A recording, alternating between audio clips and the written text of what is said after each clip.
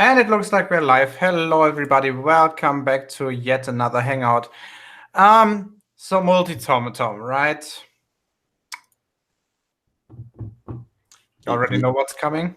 He exists. Yes, he exists. So this time it's some chemistry and some biology, stupid. Mostly chemistry.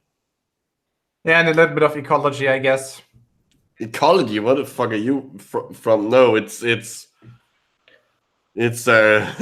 anything, it's biochemistry. Okay, yeah, whatever. So, Jared, you haven't seen the video yet, right? I have not. Okay, so get ready. And if you are driving a vehicle, please consider stopping on the side of the highway, because otherwise I'm afraid that you might choose to steer that vehicle into a tree or something. Yeah, face palming when you're driving is not a good thing. And face desking is annoying for everyone else.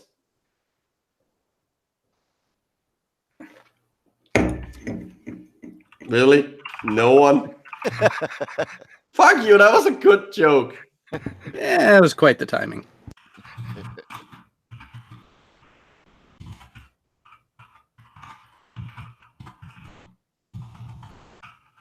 If you're wondering why I'm typing, there's a second topic for this Hangout later. Because Anthony Riley challenged me to demonstrate something, and he just specified on what exactly he meant. So we're going to talk about that once we're finished with MultiT0mt0m. So let's just start, I guess. Everybody ready? No, I think I need alcohol for this. Hold on. Okay, that's a fair point. I've already had 1.5 beers, so I'm already tipsy enough. That's too early for me. I got a cup of tea. I'm right.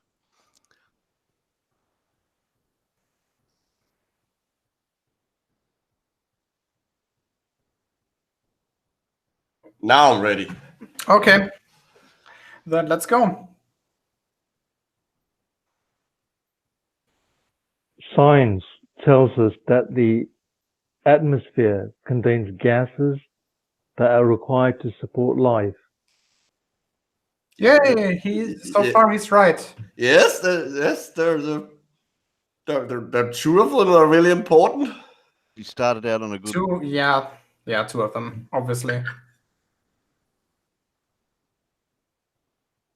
They tell us that these gases include nitrogen. No. Yeah, I was about to say, micro. Can most of life on Earth deal with nitrogen gas?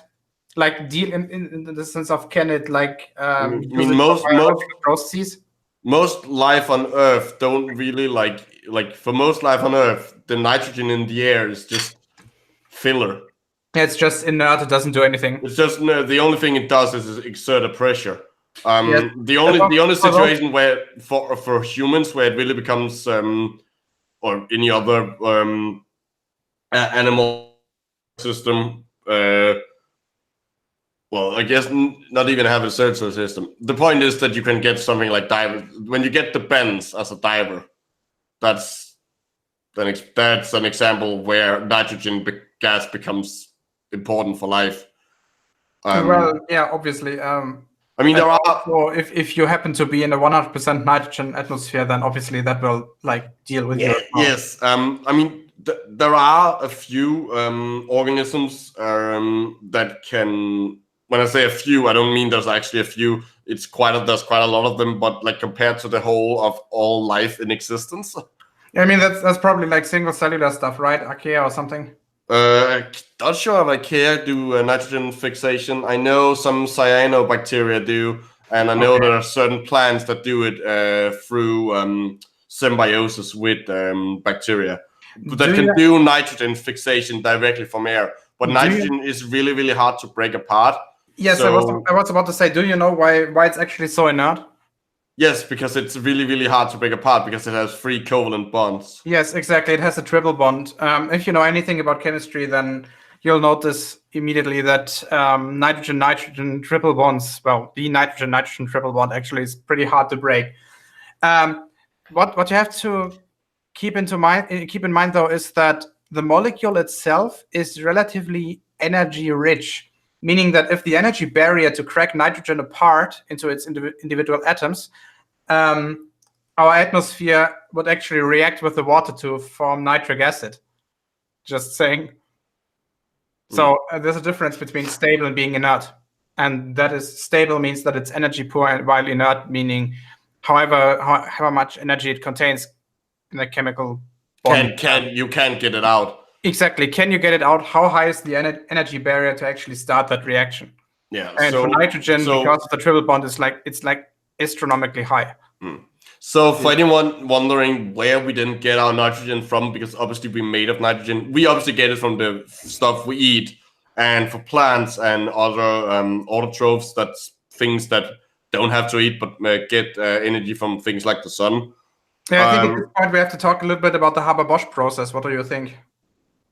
Be my guest if I can just finish this sentence. Sure. So no, but the thing is, it's they get it from nitrogen-containing compounds, like things in the earth. That's why you fertilize with nitrogen and phosphor. I can't say it. Phosphorus or phosphates?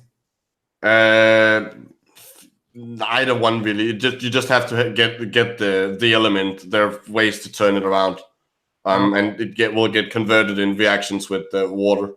Okay, so the most important actually artificial way to make chemicals containing nitrogen is actually by taking the nitrogen out of the air and reacting with hydrogen to make ammonia. For those who don't know, your body, the nitrogen in your body, like 50% of it is estimated, actually went through a Haber-Bosch process. It was developed in the 1850s or something. And it is the reason why we as a society can actually stabilize a population of 7 billion. Without that, we would still be stuck at less than 1 billion. So couple of people. That's Haber and his colleague Bosch, even though one of them went on to develop poison gas in World War I later. But whatever. A couple of people in chat mentioning that something to do with diving. If yes, depends.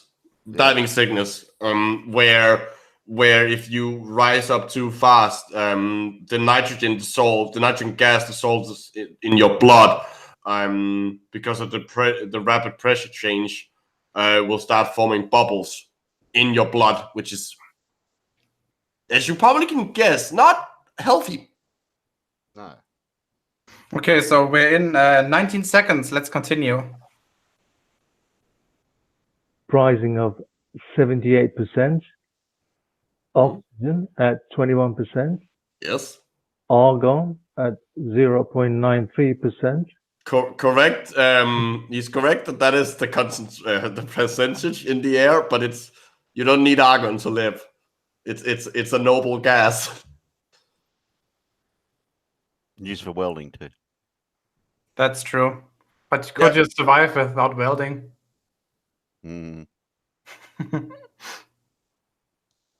Let's see. Dioxide at 0.04%. Yep. And other gases such as neon, helium, methane, krypton, and hydrogen. However, there is something very wrong with this picture. Okay, for those who haven't seen it, Jared, prediction? I don't think he's here. Oh, okay, then I guess you other two people, you have seen it, right? Partially. Did you see this part? Or do you know what he's going up for? Not yet. I'd have to listen to it. Let's see if the chat can guess it. So chat, what do you think is he going to say about this? Why does he think it's wrong, or what does he think is wrong? Density separates as a guess.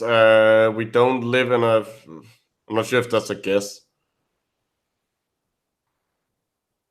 Yeah, density separates gases.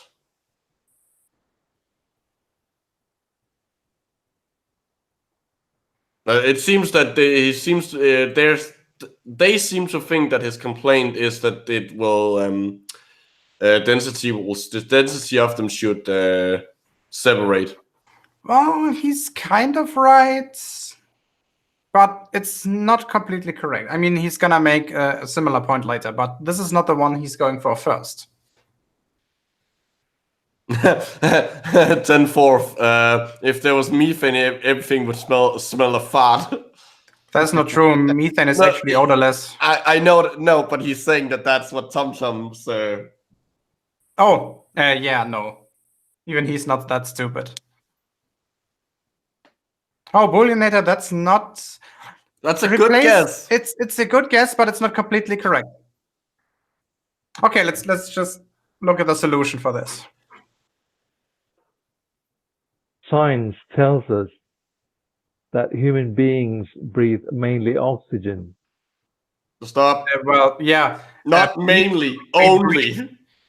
Depends on how you breathe. Like, obviously, we're still like inhale the standard mixture of the atmosphere. Okay, I guess. Okay, if you're talking about what we actually like, what we do we get in and out of our lungs? Obviously, okay, then he's right. But like, if you're talking about what we actually use from the air, yeah, obviously we're only using oxygen. Yeah, but he said mainly oxygen, which is a bit weird way of phrasing it. Well, Micro, it depends. I guess one or another molecule of CO2 is gonna get transferred back into the bloodstream as well. Well, but overall, it's gonna go outwards. Yes. And that's all that matters. Depends on where you live. If you live near the city where there's pollution or somewhere. No, because the CO2 in the air is always gonna be lower than the CO2 in your blood.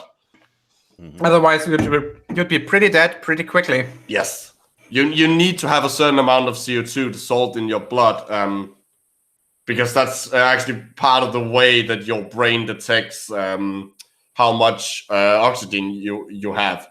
I know that sounds weird. Let's continue. But there are more nitrogen in the air than oxygen. Yeah. Yes. Okay. Is he suggesting that that because there's more of it, we should be using that instead? Well, let's see. Than oxygen. And there are more trees and vegetation than human beings on this earth. Yet there is only 0.04% carbon dioxide in the atmosphere. Okay, stop. Yeah, that's the problem. Obviously, if you have there are several problems here. Yeah. So first of all, obviously, if you have more plant life than like animals that consume oxygen and produce carbon dioxide, if you have more plants, then obviously you expect to see more of the products of whatever biological reaction is going on in them. That means you actually expect to see more oxygen than you see carbon dioxide because they'll quote unquote eat up all the carbon dioxide. Mm-hmm. Except you have to be careful here because actually, if you look at the numbers, land like terrestrial plants or plants in general aren't really the ones producing. They use about as much oxygen as they produce. So I guess it's like algae. Yes, it's algae is by far the more important producer of oxygen. Okay, it depends. Continue. It depends. Oh well, there's also another thing. He said like he compared the amount of plants to the amount of humans, not like animals in general, and like. Which is a bit weird.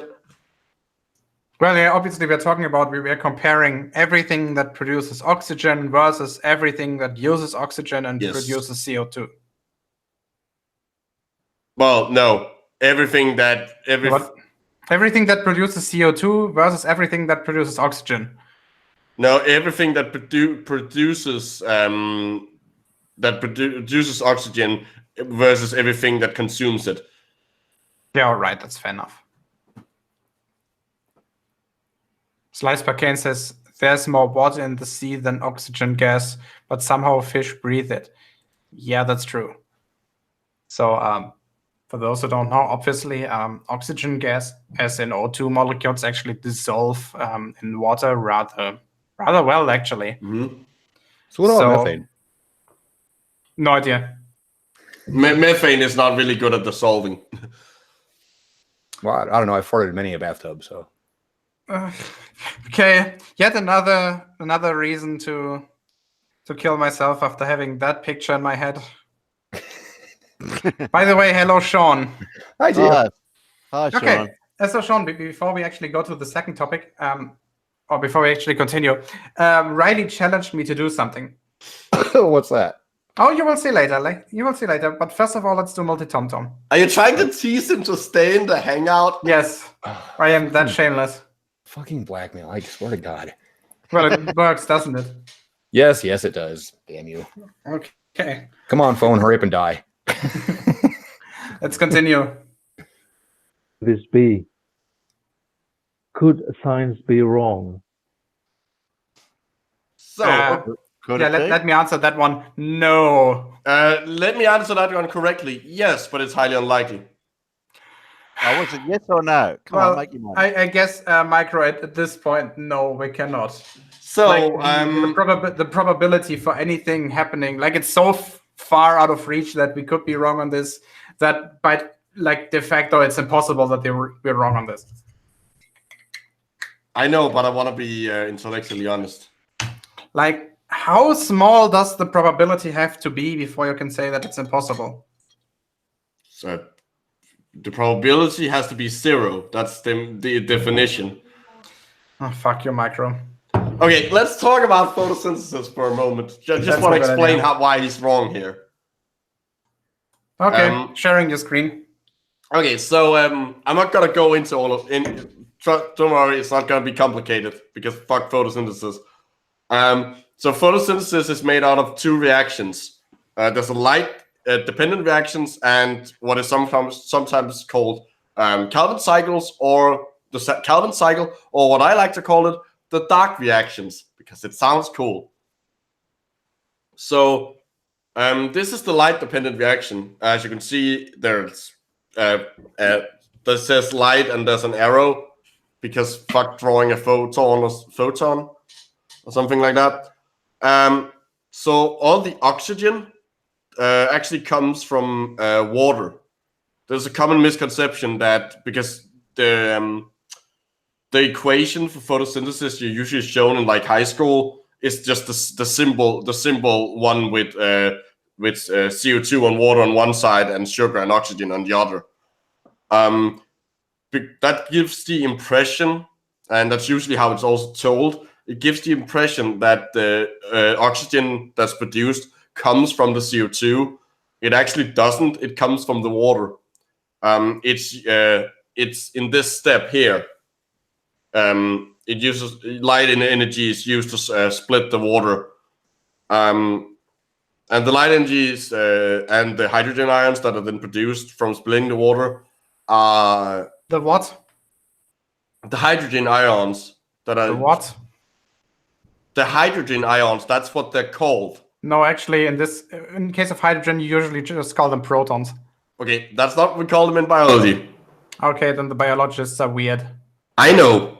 So the basic thing here is that energized electrons and the hydrogen ions produced from the splitting of the water, and some that are pumped in using the energy from the electrons, are used to produce convert ADP into ATP and NADP plus into NADPH.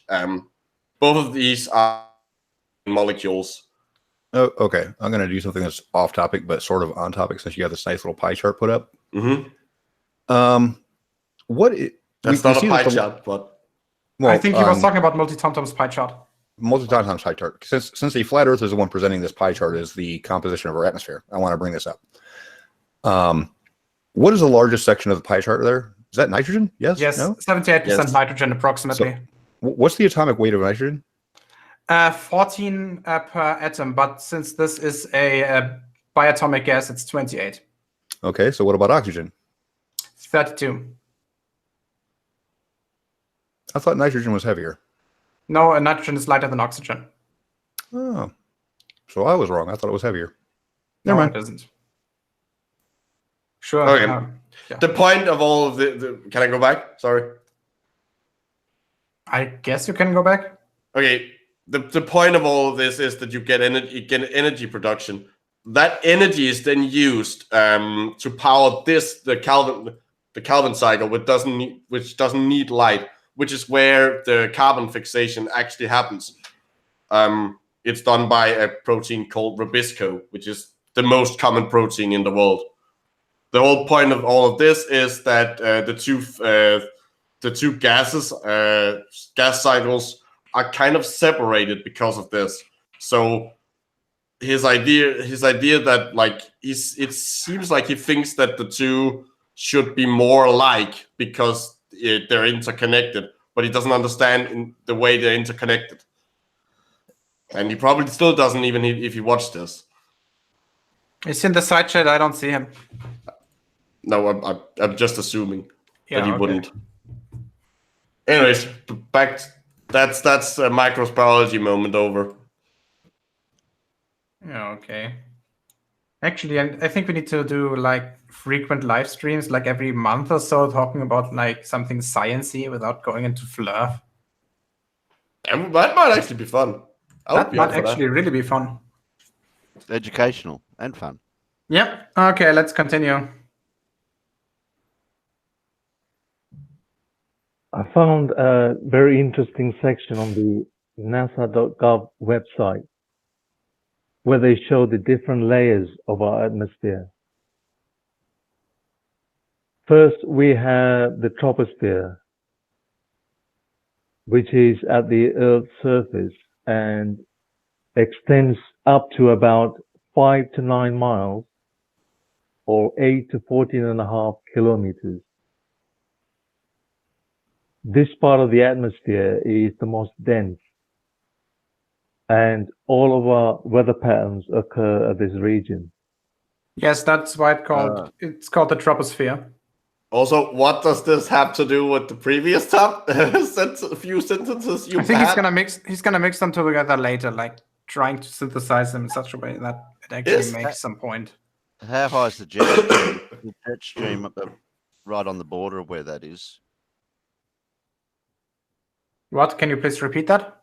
The jet stream, they call the jet stream up in the atmosphere. Is that's in the troposphere, isn't it? That's I think it's at like 10 kilometers height, so it's like somewhere on the border between stratosphere and troposphere. Yeah.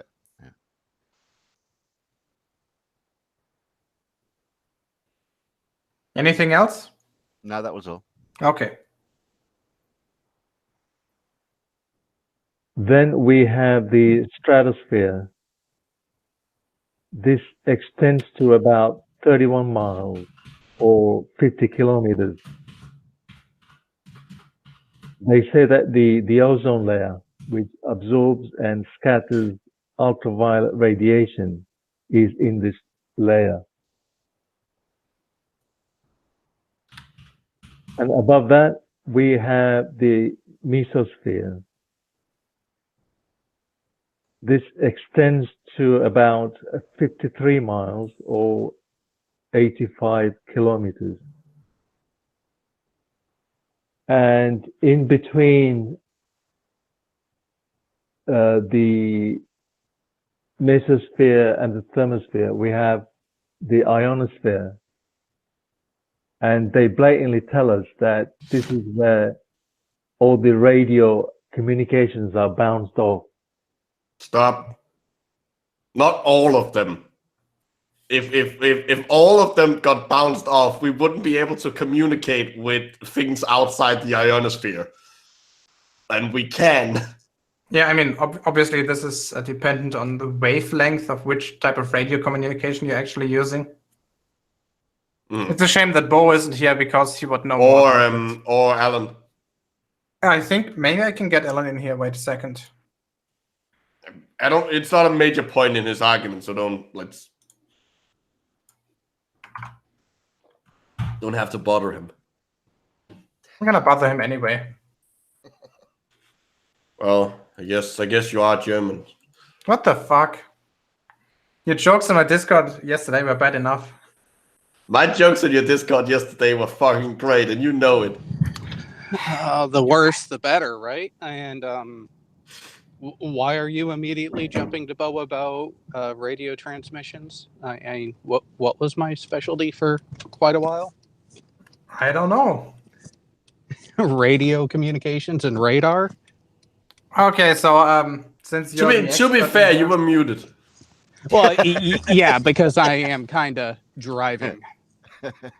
We did call out to you, but you didn't hear us. Okay, so what type of radio communication actually gets reflected in this part of the atmosphere? HF. And why? HF and AM tends to get reflected the most because of the frequency of the carrier. That's the biggest factor. Is a lot of people think it's the power, it's how strong the signal is.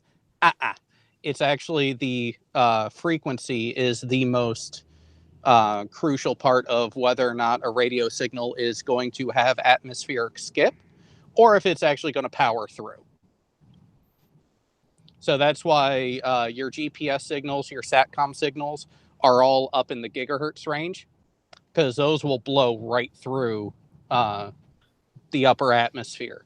Whereas your lower frequencies are more prone to skip, especially if you still have AM radio stations around.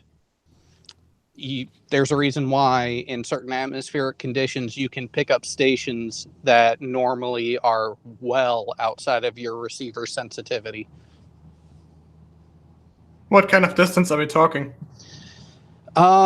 Typical transmission distance here in the US is about 125, 150 mile radius transmission from the antenna. In optimum conditions, you can almost double it. Neat. Hello. Yeah, you have those giant antenna, right? Like 600 meters tall or something. Some of them are, yeah. Yeah, we don't have those over here in Europe. Doesn't make any sense because the population density is just too high to justify that. At least I'm not aware of any cases, except for like the time signals. I was going to ask about medium wave and shortwave radio signals. Hello. Hello. Hello. Hi. Hello. Shortwave is where you're going to get your skip mostly, and that can be 300-400 miles. If you effectively look at the straight line, and it basically goes up, hits the ionosphere, and is reflected back down onto the surface of the Earth. So it's effectively like using a big mirror in the sky. But it stops working above about 40 megahertz, I believe. So I want to see if I have this correctly. The reason, like, just based on the name ionosphere, I assume there are ions in it, and that's the reason why it acts like that. Yes, basically it's a region of ionized atmosphere that is effectively being ionized by solar radiation. Ah, okay. That makes sense.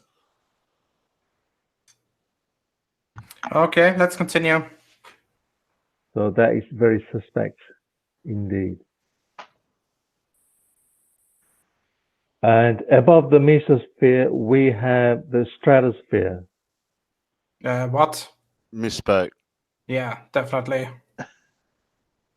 This extends to about 372 miles or 600 kilometers.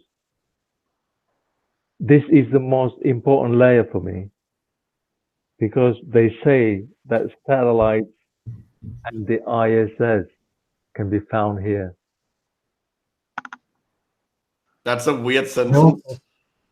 Like that's like saying you can find dogs and poodles here.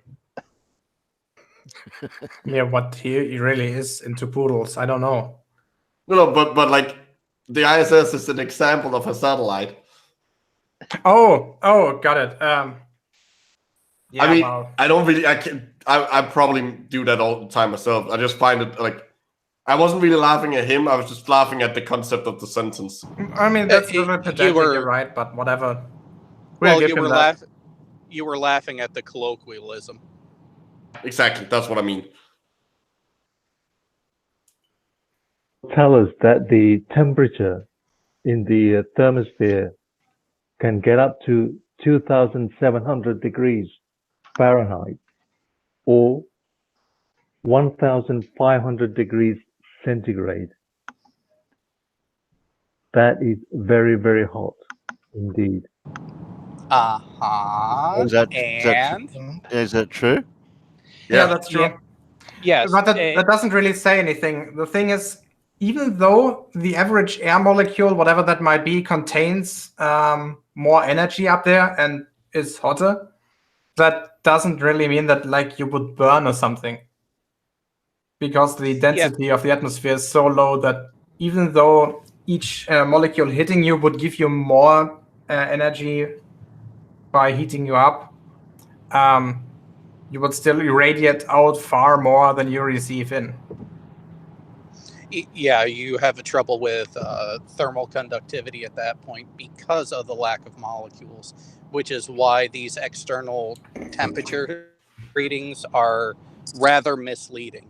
And also, everything up there has a wonderful thing called a cooling system to deal with what actual increase in thermal that they are experiencing. And does anyone know the #1 methodology for the unmanned satellites, how they deal with it? I would assume just having a surface area, bigger surface area. Nope. Even simpler. Let me guess, just aluminum foil around them or something? Nope. There is the built-in thermal shielding. However, if you notice, a lot of them just simply spin around their axis and rotate. By doing that, you are minimizing how much of the surface area is affected for how long, thereby decreasing the amount of increase they're actually experiencing. Neat. Like a rotisserie, but in reverse. Exactly. I love that. That's a great comparison.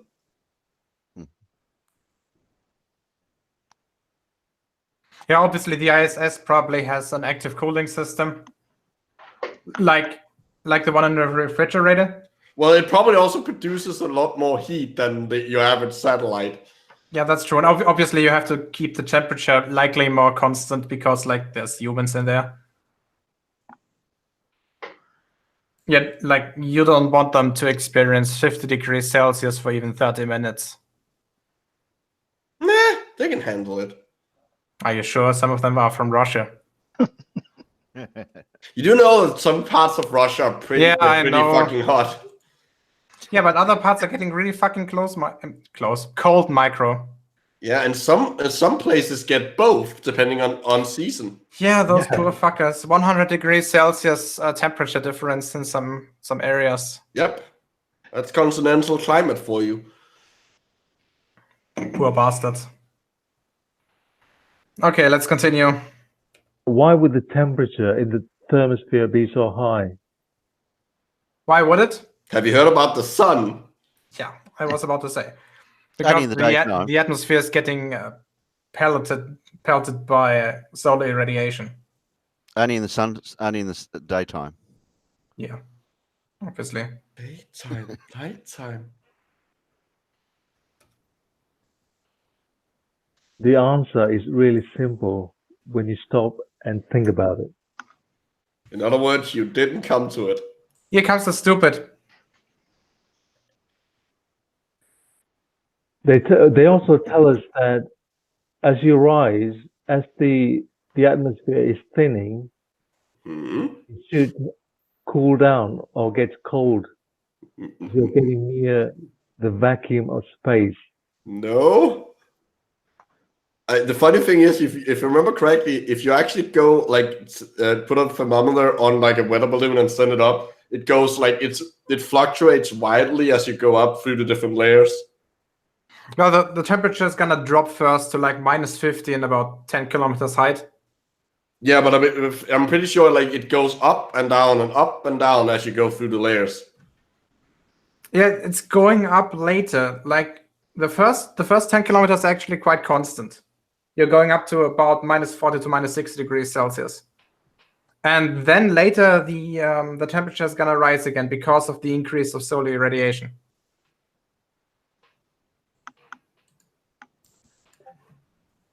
However, the thermosphere is very hot.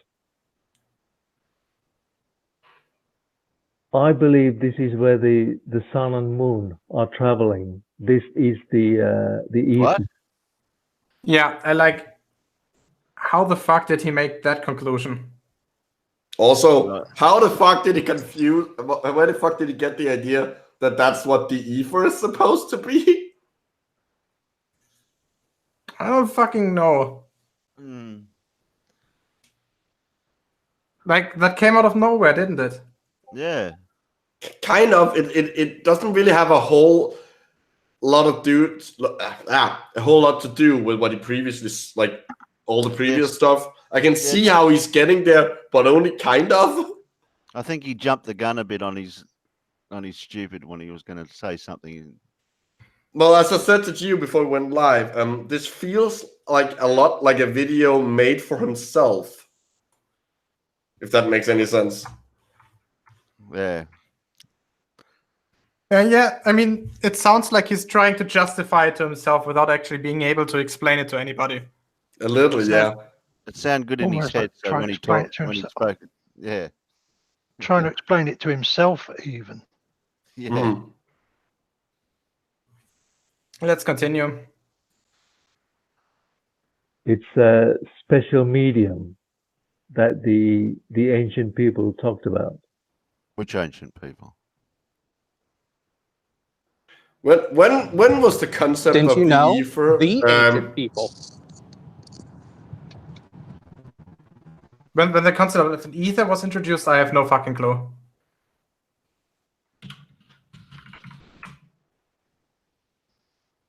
But like, what does it matter? What does it matter what they thought? The only thing that matters today is whether we can measure it and determine what's actually the case.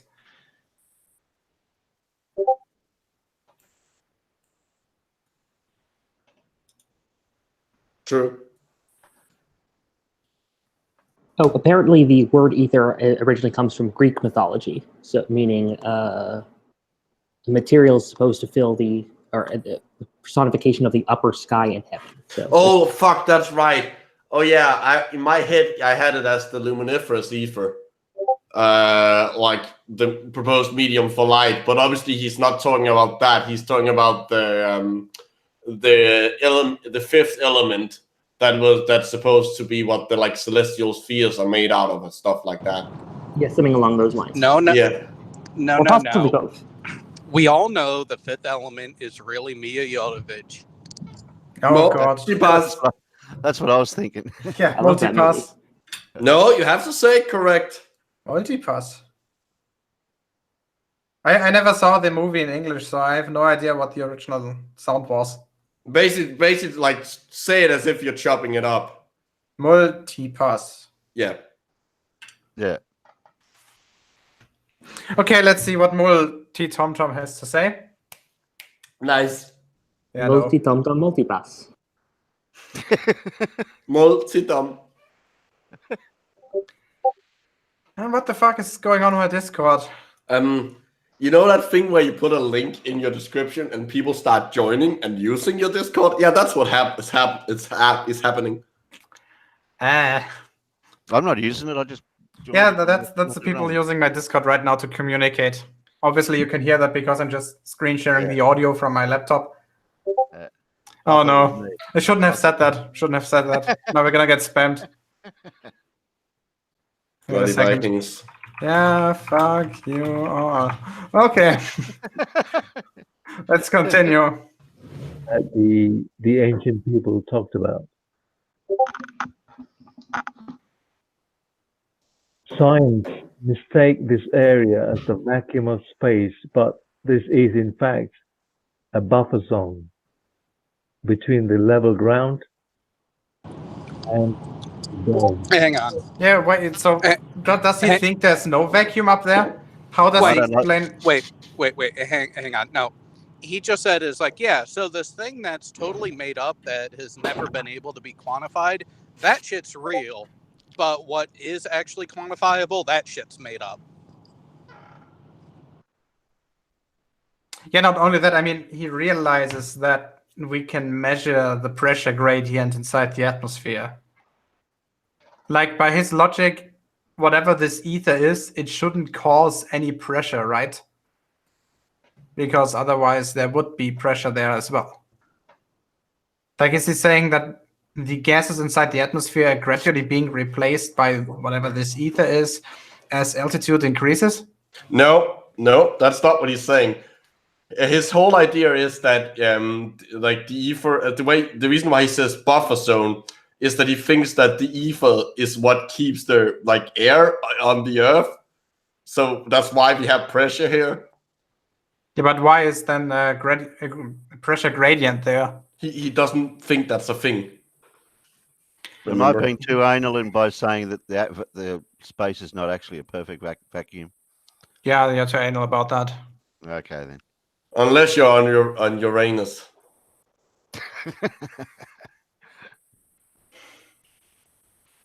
Okay.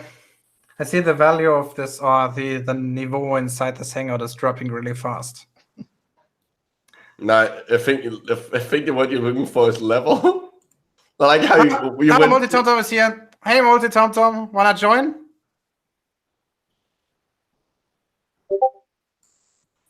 Turn your notifications off so we don't hear the Discord go off. Yeah. Wait a second. Mute your own server.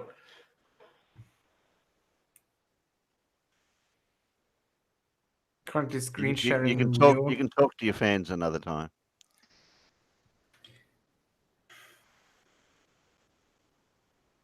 Oh, he says no. Welcome to r/Pro Revenge. But before we get into the video, I wanted to thank you so. How did that happen?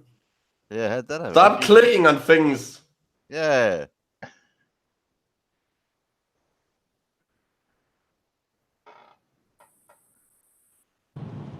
Yeah, things tend to happen when you just randomly click on a computer.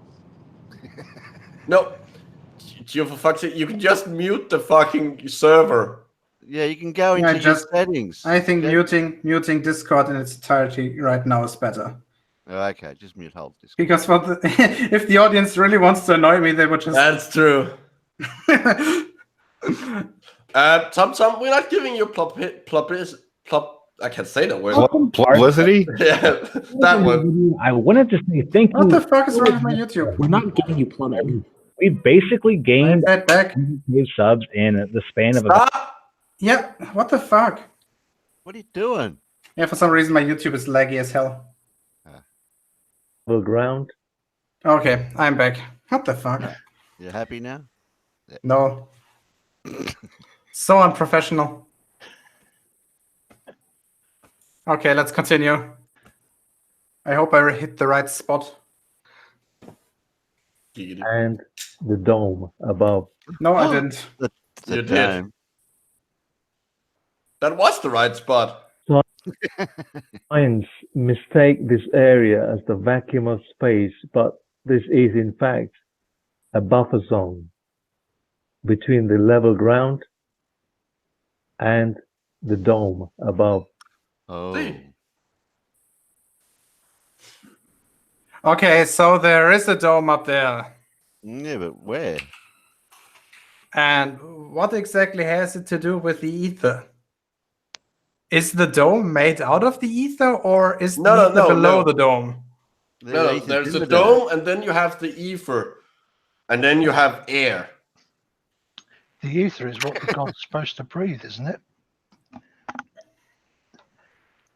The ether is what I'd like to sniff right now to ease the pain. That's the. Why is that called the same? That's weird. I guess it's because of the rather high vapor pressure of diethyl ether, which you can see evaporating out of the bottle because it has like these thick fumes. Mm. Yeah. Because it's got a big refractive index. Yes. Compared with the air. Not only a big refractive index, but also very high gas pressure. So the amount of stuff that actually evaporates is rather high. Couple quick questions, because I've been having to close this out while I browse other tabs. I see a little picture of a sounding rocket over there. Is he trying to say that that's the highest one's ever gotten? Yeah. No, he hasn't gotten this. This picture's from NASA. Yes, this is not his picture, Sean. Oh, okay. Well, since he's in the chat and I can't see, so I'm let me know if he answers. Tom, how high is the dome? Are you saying? I really need to know this because, you know, since you have a nice sounding rocket on your image, I want to know how high the dome is. It depends.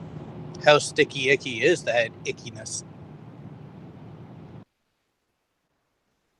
Yeah, Zero, that's true. The stuff really like gets you the first time. Well, if it's as high as the ISS, that means the ISS is inside the dome. The ISS what? The ISS. You added an extra S. Yeah. So, waiting for chat to catch up, or if Tom's just going to completely ignore the question. Just give him a few seconds. Maybe the delay is worse than usually.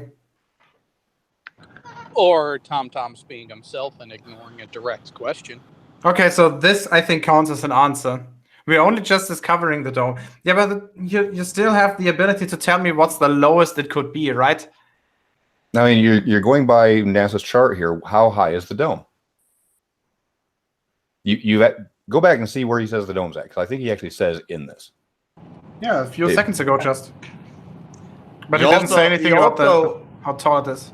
He also said that you do know that there's only noble gases up there. Which I'm calling bullshit on. Just answer the question, Tom. It's a very direct one. The fact that you won't answer a direct question says everything. Has he discovered the dome, or they're still discovering it? Well, go ahead and back that up since I can actually see it on screen now. Okay, wait. Let me open up my tablet so I can actually watch the chat live. I'm going to go 15 seconds back so you can hear it again. Science mistake this area as the vacuum of space, but this is in fact a buffer zone between the level ground and the dome above. Yeah, that's what I thought. So the buffer zone is where the dome is, right? No, he's saying that the dome is a little bit further up. Yeah, what we attribute as actual vacuum of space, that is the buffer zone. So which is full of ether. Yeah, so the dome is somewhere outside of the atmosphere. Yeah, but first of all, there's two possibilities here. Either there isn't really a vacuum there, just below the dome, or if there's a vacuum there, then where is the container further down that actually separates the atmosphere from the vacuum? Because you, MultiT0mt0m, are claiming that a vacuum cannot exist next to a pressurized system. Yeah, and his solution for that is that there isn't a vacuum, it's actually full of ether. That's what he means by buffer zone. But the way I put it, heard it is the ISS is inside the dome. No.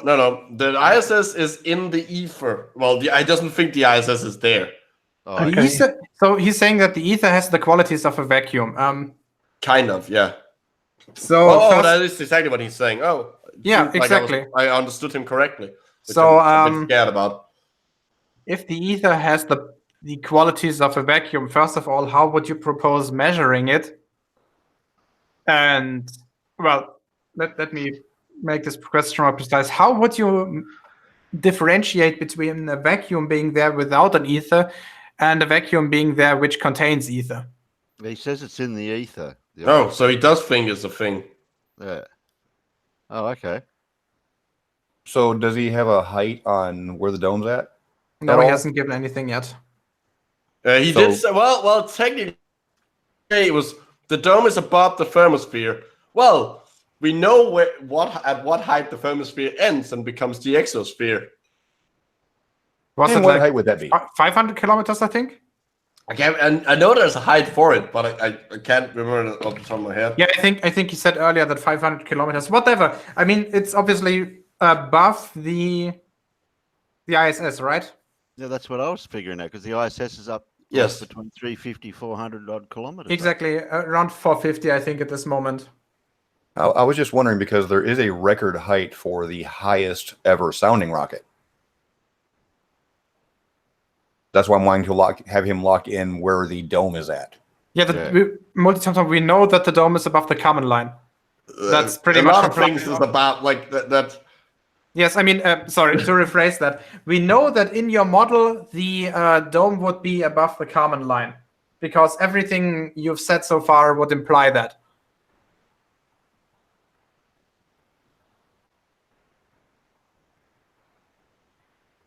And you wouldn't get a pressure gradient inside a dome then. Yeah. Okay.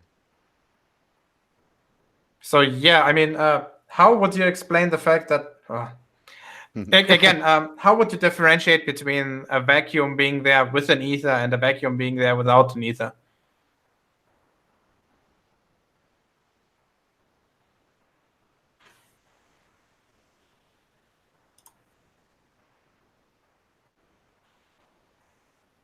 Let's continue.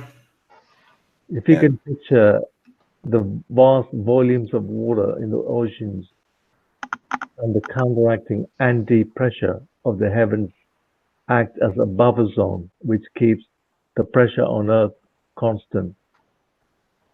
But Yeah, the pressure on Earth isn't constant. Yeah, first of all, I don't understand why he's involving water. No, well, what does the ocean have to do with anything? Yeah, I mean, is he saying that? I mean, obviously, if there was no atmosphere on this, the ocean would just boil off, right? He's saying is he using that argument? He's saying play the whole video and I might come in. Yeah, we're playing it, aren't we? He's done that before, though, hasn't he? We're 6 minutes into a 12-minute video, so we're halfway through already, dude. Not completely. I think there's like... wait. No, it's pretty much dead on. Yeah. Now, here's the question, Tommy boy. Are you actually going to show up like you said that you were going to how many weeks ago, Gio? And he never showed up? Oh my god, Thinford, that's the best joke ever. Can't we go back to Micro talking about plants instead of talking to a vegetable? And for the record, the highest sounding rocket ever launched, 475 kilometers. Nice. And if memory serves, it was the RH-560 Mark II. Cool. I don't remember the company that launched it. No idea. Let's continue. If there was an outer space and if it was a vacuum, then the equilibrium needed to keep the Earth pressure constant would not be achieved. That sentence literally doesn't make any sense. Okay, what he's saying is that if there was no container or whatever, then the pressurized lower parts of the atmosphere, right, the gas at sea level, for example, would expand in such a way that the pressure gradient would become zero. Well, I think I think it's more along the lines of vacuums suck, and it's like, no, that's not how it works. How can something blow and suck at the same time? Oh, okay. Now that I got the Wait. I've got the tablet open just so I can watch chat, and I just seen him say the dome at the Antarctic is 130 kilometers above us. So are you saying that if you go to Antarctica, it's going to be 130 kilometers above you? It's not actually going to touch the ground. So what the hell is supporting the dome? Magic. No, maybe the part where the dome actually touches the planet is just further out than Antarctica. Maybe that's what he's saying. Well, no, but that also raises another question, because if he's saying, how high up did he say the dome was? 130 kilometers in Antarctica. Well, is the buffer zone the same the whole way? Because if it is, then the ether should be touching the ground then at the South Pole. Oh, micro, it's even worse than that, because we have these wonderful things called polar orbits that are greater than 130 kilometers. I mean, we also have, like, you could have stopped at the fact that we have orbits. True. Very true. I was just trying to find holes in his model rather than, like... Oh, well, see, and this goes back to what Gio was saying about a vacuum sucking and blowing at the same time. Have you met Professor Funbags? Who? Yeah. Orphan Red. Oh, God. Because some would suggest that she actually rather sucks at blowing. Yeah. Well, that's something Well, I don't know. I do not want to know. She did do several tutorial videos on how to give a proper blowjob. And then delete them. Thus, the reference, Sean. I watch her videos, but I never remember what she says. Ah, but that video wasn't even on her main channel. No, it was on Orphan Blue. Yep. Okay, this is information I actually don't need. The only important question is, did you include the fact that you need to work the shaft, not just the head and the balls? I mean, right? There's supposed to be only one head. She did say fuck. She did. I can't remember. She said gave some ridiculous advice on how to get more blowjobs that involved like washing your penis in something you are not supposed to wash your penis in. Didn't she? I think Retroactive Discourse was talking about this. And didn't she propose like dipping it into Listerine or something? Yeah, was it mouthwash? I think it was. Yeah. What? Oh, okay. Anyways, we've got way off topic. Ow. Strong alcohol and mucous membranes do not combine well. Ouch. Okay, let's continue. Okay, what's this supposed to be? What the fuck? They've been drawn with it. They've been drawn with their crayons again. I love it. It's odd. Okay, let's see what he has to say about this. Excuse my artistic endeavors, but well, at least he knows. Picture the ocean below, and as you go down deeper into the ocean, the pressure increases. Why would that be? Likewise, if you rise from the ground and go up in height, it's the opposite effect. The pressure decreases, and I believe the medium ether is a buffer between the pressure of the sea and the dome above, keeping our pressure constant. What? Day in, day out. Wait, is he saying that, like, does he think that the pressure in the ocean like exerts pressure on the air? Oh, okay. Yeah, here's a flaw in it. Here's a flaw in what he just said. He says the aether is keeping the pressure of the air constant, but the aether is above where the vacuum is. But he acknowledges that we have a pressure gradient up until that point. So if the aether was creating the constant pressure, it would act as a container, and all of the air pressure up until you got to the aether would be the same. Yes, that's what I said earlier. So yes, Tom, there is a flaw in your logic. Just. Well, he Sorry Sorry Well, if this you're has saying- been asked before since I got in late, but I assume it has. But he hasn't actually established that the ether exists in the first place, right? No. No, of course he hasn't. What do you expect? He just assumed. Yeah. Well, I had hopes. The assertions are strong with this one. I think his evidence for it was the fact that ancient people talked about it. Yeah, but like ancient people also talked about Zeus. You're saying Zeus isn't real? Yeah. The same ancient people, even. So if Zeus is real, then the next time I'm taking a shit, he's allowed to like hit me with a lightning strike directly in the ass. Are you He's trying not to tell gonna me hit you Thor with is a lie? lightning strike. He's gonna turn into some animal and fuck you. Oh, that's even worse. Have you read Greek mythology? No, I actually haven't. I For just sure. like self-contradictory terms.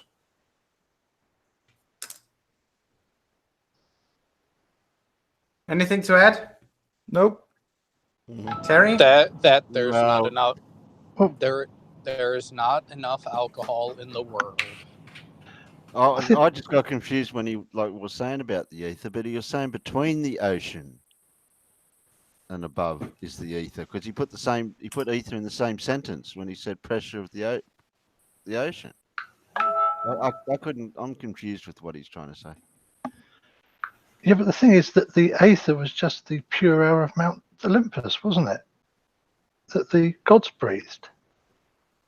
Okay, I didn't know that. That originally, yes. Supposedly, in the case of the ancient Greeks. Did he just try to divert the topic? Now he's shifting over to the moon instead of No. He answered of someone course. else's question in the chat. We can talk about the moon later if necessary. He also has mentioned the moon, to be fair. I have a question that I forget to type it, but it was written in chat. Does he assume that the atmosphere is a solid barrier for the ocean, since the ocean can have pressure? That's a good question. And if the atmosphere is a solid barrier, how the fuck are we able to walk through it? I'm gonna guess that he And thinks wait, and if the atmosphere is a solid object, like why would he then even need the aether? Because he's saying you need a container for like the atmosphere being a thing. Oh, no, remember the ether. He doesn't think the ether is a solid object. That's not what's keeping the pressure in. Yeah, but assuming that the atmosphere would be a solid object, then it would make an ether unnecessary. No, it would make the dome unnecessary. But isn't that the same thing? Both. No, they're not the same thing in this idea. No, but it would make both unnecessary. Well, yeah, okay, that's fair enough. Yeah, because if he assumes that the only reason there is air pressure is a dome, right, and the ocean, he admitted himself, has higher pressure than the air, then the air has to be more solid than the ocean for it to have an increased pressure, right? Yeah. I mean, this is getting super weird. It's a dumb video. What did you expect? I think the best thing to do right now is just to move on. So hopefully we can get him in here to actually explain. That's true. Okay, so let's run this for 2 minutes straight, okay? All right. Don't turn into traffic. Don't turn into traffic. Don't turn into traffic. I'm just glad I just got home, so I'm no longer in traffic. Okay, I think you need to be silent for us to actually do this. Look at the ground-based instrumentation they have represented on this diagram. Look how limited the range of LiDAR, radar, and optical telescopes are. That picture is very telling indeed.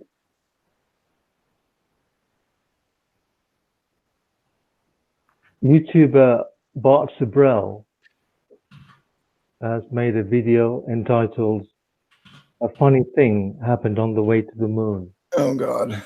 Okay, hold on. That wasn't made by that YouTuber. I'm fairly certain that was a documentary made by other people that has then been uploaded by him. I mean, like in terms of the styling of the screen we're seeing right now, it definitely looks older than from the YouTube age. Oh, and just a note on the LiDAR and radar thing. If you pick your frequencies very carefully, you can bounce them off pretty much any level in the atmosphere you would like to. Yeah, we've used it. Including all the way to the moon and back. Yeah, exactly. Okay. Yeah, and it's almost like the only limitation at that point would be obstruction due to the transmission direction, and then your transmitter power. And receiver sensitivity. Yeah. And assuming you're using a pulse radar, your range gate, because obviously you might have to wait a very long time for a return off, say, Saturn. Well, can they even bounce something off of planets at that distance and receive the signal? It depends on your receiver sensitivity, your transmitter power, the pulse gate, and transmitter power. Yeah, there is a very fine dance between them all. It is possible. It's difficult as fuck. Yeah, but it is possible. It's theoretically possible. Would be really hard to distinguish that from the background noise, though. Right? Oh yeah, it would be very, very, very, very difficult to do. But it's approaching the probability is approaching zero, but it is not zero. Okay. So let's see what he has to say about this documentary. I believe in that video he shows us that Neil Armstrong, Buzz Aldrin, and Michael, whatever his name. Michael Collins. Michael Collins. Why do we always forget about Michael Collins? God Who? damn. Well, yeah. and how bad is it that a younger German remembers the name that easily? Yeah, that's because I have a basic interest in science and achievement of humans. To be fair, I only know Michael Collins' name because someone in a stand-up show actually made the joke that no one remembers him. Okay, Micro, can you name other astronauts from the Apollo program than the 3? Not off the top of my head, no. Okay, I can name at least 2. Tom Hanks. Oh God, Tom Hanks, Kevin Bacon, and what was the third one? The guy from Twister. That was Bill Paxton. Bill Paxton. Yep. Yeah. Matt Damon. Don't forget. Oh, Bruce what Willis about Tommy was Lee just an Jones? astronaut. I'm not sure what you guys are on about. What about Tommy Lee Jones and Clint Okay, Eastwood? yeah, I was about to say James Lovell and Harrison Schmitt. Those are the 2 that I remember, because Schmidt was the only actual scientist that has ever visited the moon. All the other ones were former test pilots. But was he a geologist? Yes, he was a geologist on either Apollo 16 or 17. He was the one that found the orange soil. Wait. So they sent a not quite scientist up to the moon? Because, come on, geology isn't really a thing. It was fucking dirt diggers. Oh, that was the other one, Donald Sutherland. He was in with I take offense to that as a Dane. Considering one of our greatest and somehow forgotten scientists was a geologist. Which one? Inge Lehman. Who? Callisto Fury in the chat. We know other movies. That's why it was a joke. Inge Lehman was the scientist who figured out that she figured out that you could tell from how the seismic waves of earthquakes and other big things that move waves through the earth, that she figured out that and proposed that the earth has a solid core. Okay, since the people are already rambling about bad astronauts or actors being astronauts jokes, obviously the best 2 astronauts ever were Keir Dahlia and Gary Lockwood. Just saying. And I guess if you count him as well, then also Douglas Crane. Seriously, nobody got that one? Yeah, I'm lost. 2001 and Space Odyssey? Oh. Yeah, it's been so long since I've seen it. I can't do that, Dave. Oh God! Imagine Hell 9000 with an sorry, Australian Dave. accent. I wanna see that. I'm sorry, I can't do that, mate. I mean, Dave. It wouldn't be that hard because there's no mouth movement. All you need to do is just stop the audio over. Holy shit! Now I want to see the depressed robot from Hitchhiker's Guide in Australian accent. Ooh. Alvin. Or the sarcastic robots from Interstellar. Yes. Oh, Taurus You know, and what was the other one? Tarkus? Oh, Taurus, no, wait, wrong movie. TRS, and Curse or something? I don't know. Could you imagine the Starship Enterprise with an Australian accent?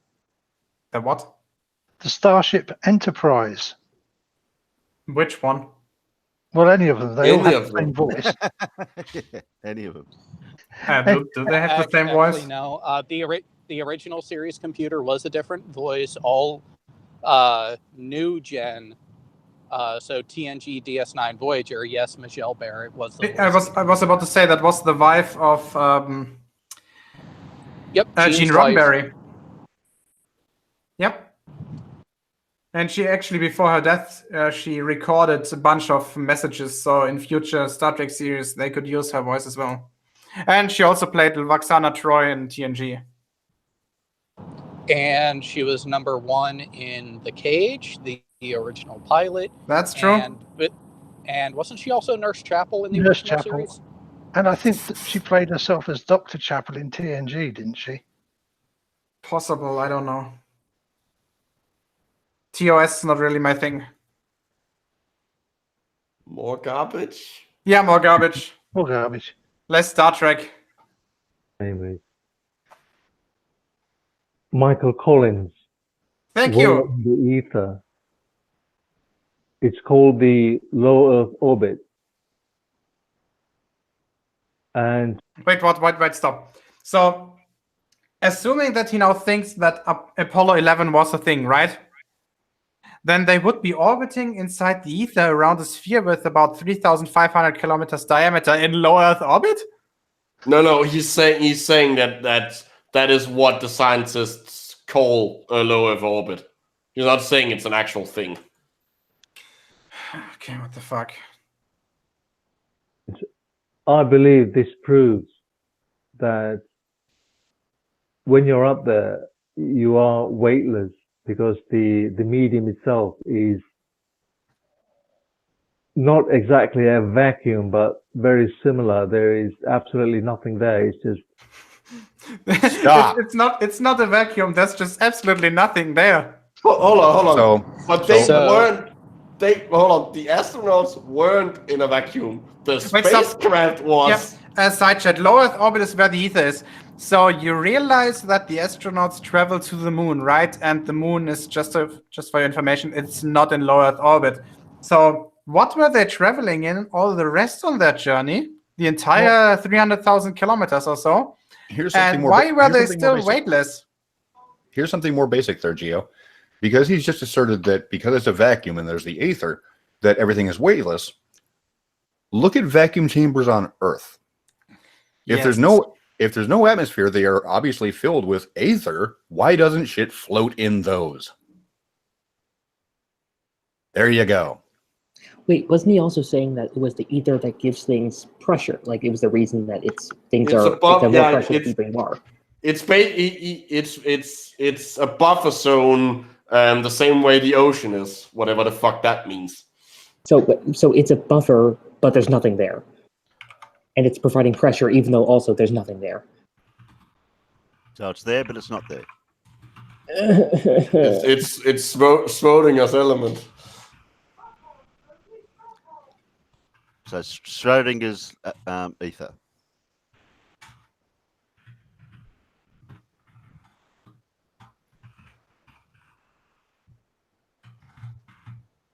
This is your brain on flat Earth, kids.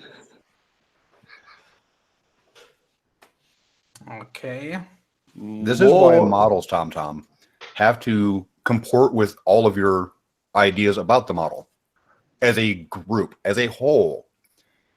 So far, you've come up with assertions that could work on their own, but once you start examining them and try to apply them other places, they don't work anymore. This is called the flat Earth self-contradiction phase. Welcome to it. TJ White is calling it the Hoover layer, where flat Earth arguments go from suck to blow. I imagine that Hoover is an American brand that sells vacuum cleaners. It is one of the original vacuum cleaner companies. And for a second, I was going to ask, who's invoking the Schwartz?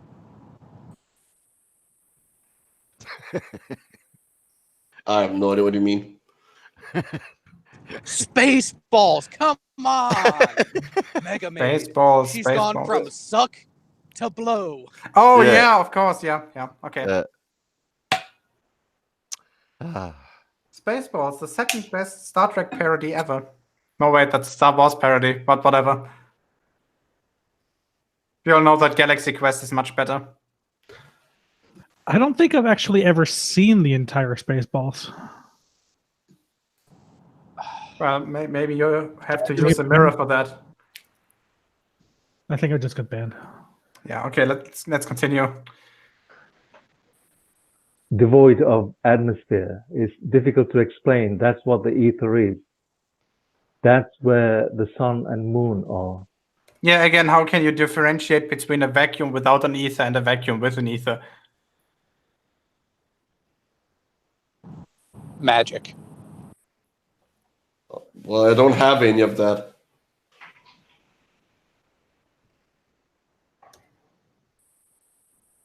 So I'm playing this video. A funny thing happened on the way to the moon by Bart Sabrell under the Fair Use Act.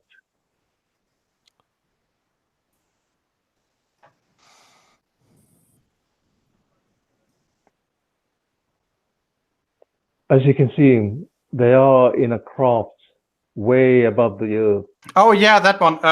Warning, it's gonna get really, really, really, really stupid, okay? Yes. Okay, Sean, do you have any sharp objects in your direct vicinity? Unfortunately, I do. So I'm going to not look at the screen, and I'm going to take my headphones out. Yeah, well, it's best to cover your eyes and just not You look. probably have because to otherwise you'll die of suicide. You might actually just have to leave the Hangout. We don't know if it spreads telepathically. Okay. So also warning to the side chat, this is gonna get painful.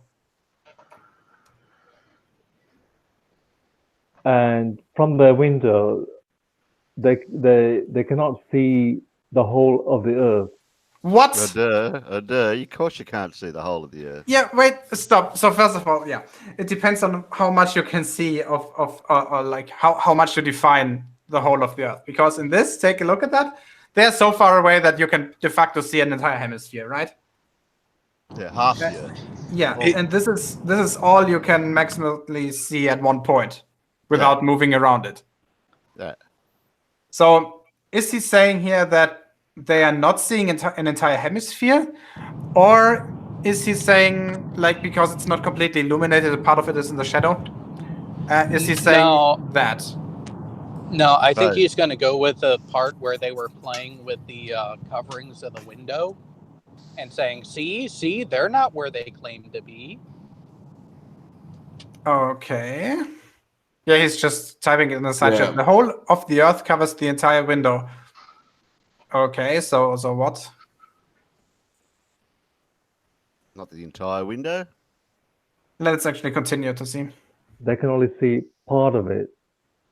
I wonder why. And from the window, what they're doing is they're masking it and shading it so that it looks like a sphere. This is all trickery. In what way is this trickery? Obviously, you can see that not all of it is lit by the sun. Was he saying they'd done it in post-production, or they did it when it was filmed? Those damn round windows.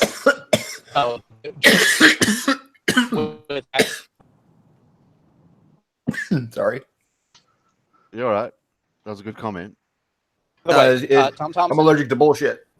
Yeah. Yeah, that's it. So So, TomTom, if you want to go with a YouTube video as some sort of evidence for you, I highly suggest, for probably a 10th time now, you go to Gem Panda's channel and watch the 2-hour-long video he has called How I Know We Went to the Moon.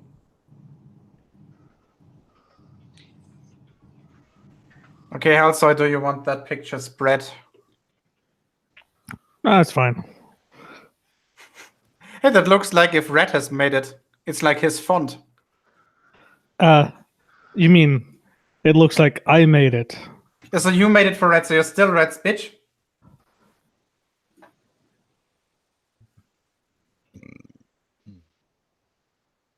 Okay, so it says support bill #420.1337 legalized post-birth abortion.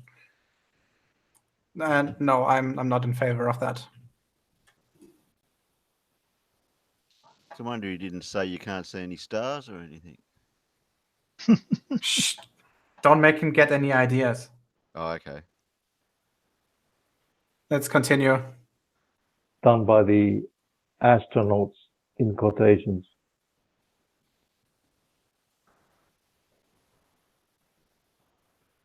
I recommend you go and watch this video to fully understand what I'm saying.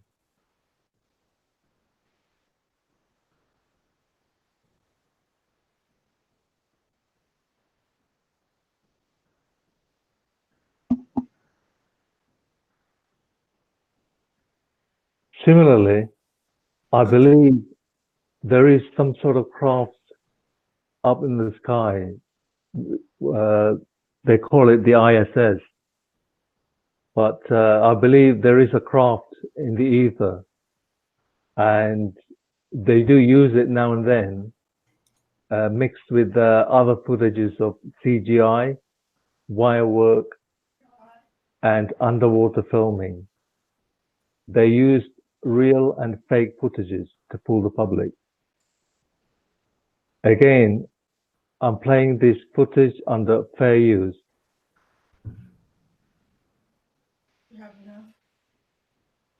So he thinks that this video is real, but it's not done in the way that, quote unquote, they say it is done. Yes, we've basically gotten to the point where they've flat earthers have been debunked so hard that they now have to invent their own explanations for the effects of space, just so that they aren't wrong.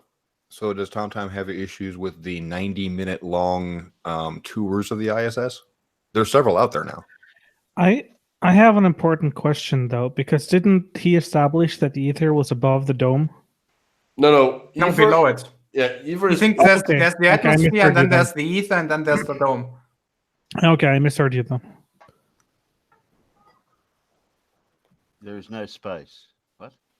Yeah, he doesn't think space is a thing, but he does think the ether is a thing, which acts surprisingly a lot like space, but for different reasons. So we are still wrong, and he's still right. Makes perfect sense. I believe this footage was shot in the thermosphere or the ether, which they call low Earth orbit. Which is in space. So, wait.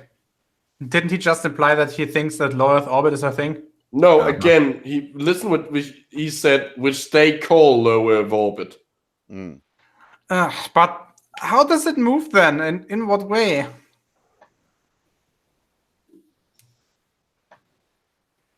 Don't ask me. Like, yeah, he's so incoherent. It's incredible. I mean, I'm sure it makes sense to him. Are you sure about that? Maybe it's just like brain noise. Still, I mean, at least he's saying actual English words and sentences. That is actually true. Yeah, there is that.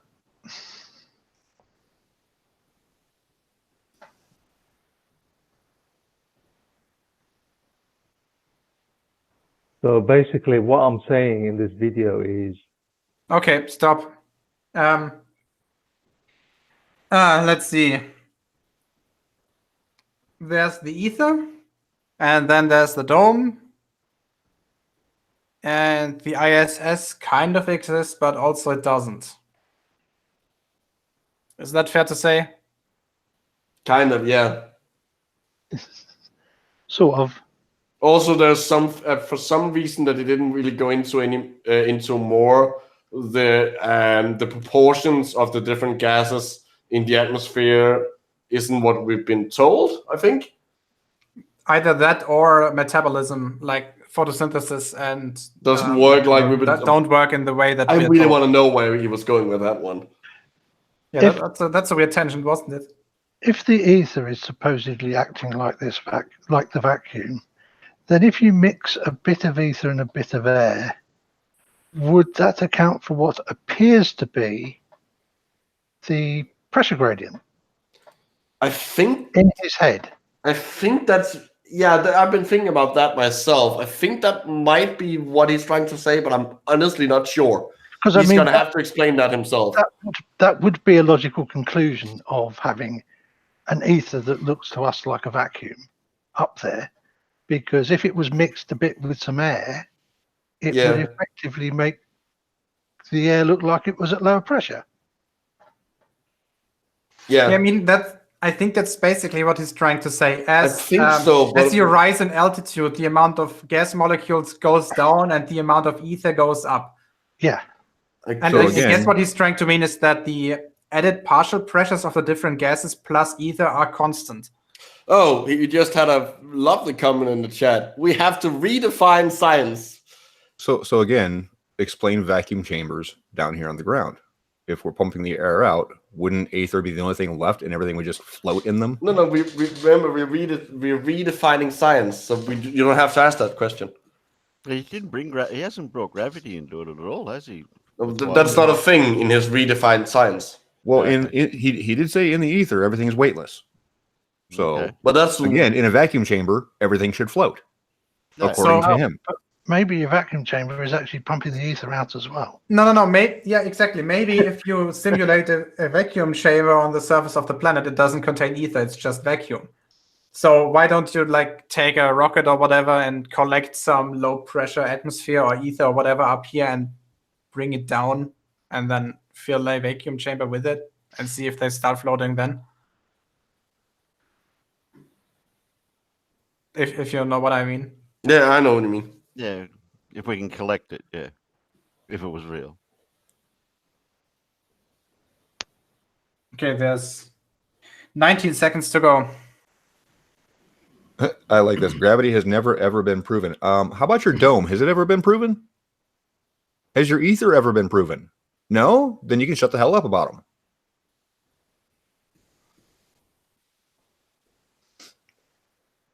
This is for ether. And yay! Take a look at the center of the screen. The big floating whatever it is? No, the flag. Right to that. No. You don't see the flag? No, his flag's there. Hold on. He says he's proving ether. What is your test to prove the ether, sir? Well, actually, let this play. He's only got 14 seconds to join the Hangout now. No. Well, he said he might join it when we've completed playing it. No, so he said he would join it when we finished watching the whole video. Yeah, but we haven't. So let's continue. Let's continue those 14 seconds and then let's see. Okay. I've got too many questions. Where the sun, the moon, and the stars travel. Thank you very much for watching. The sun, the moon, and the stars. Okay, we've completed playing it. MultiT0mt0m, please send me an email or whatever or something, and then you can join. Gio? Yep. Gio, how do you know that flag wasn't a Belgian flag? Because the Belgian flag has a different order of the colors. In the Belgian flag, it's black. Right? MultiT0mt0m still talking. In the Belgian flag, it's black, yellow, and then red. All right, Tom, your whole video has been played. Time to join up and defend your bullshit. Yep, we'll let you talk. Heck, 'Cause MultiT0mt0m, I want I'd even that kick the rest of the definitely people in here out just for you to join. Even me? Yes, even you. Oh. You mean nothing to me. Oh. I definitely want him to demonstrate how he's proven the Aether. Soapy Kun, vertical and horizontal aren't a thing in space. That was the joke. Yeah, which way is up? Yeah.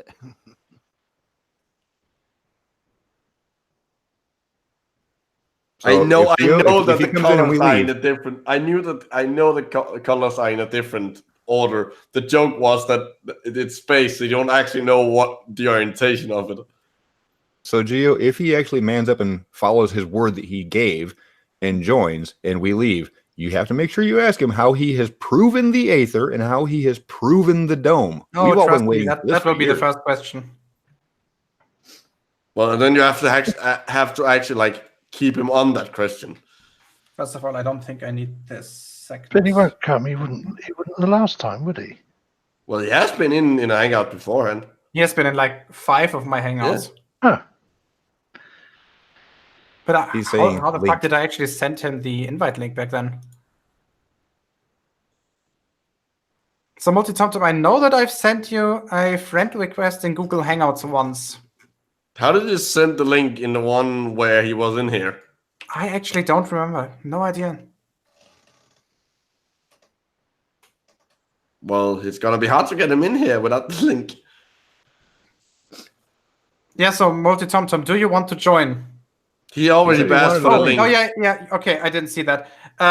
Can you send me a message somewhere so I can send it to you? All right, I'm going to drop out now in case he does join. I'll come back in if he doesn't. I mean, you can still stay. Well, I'm not sure if I don't think I have him blocked on G+, but he might have me blocked on G+. I'm not sure, but just in case, I'll just step out. I Okay. can't see him if he's typing on your YouTube video, so I'm not sure if that means he's got me blocked. Yes, it does. Well, Okay. MultiT0mt0m, the thing is, I've sent you a invite over Google Hangouts, but you still haven't answered that request. Demon Heathen says, send the link by bouncing it off the Aether.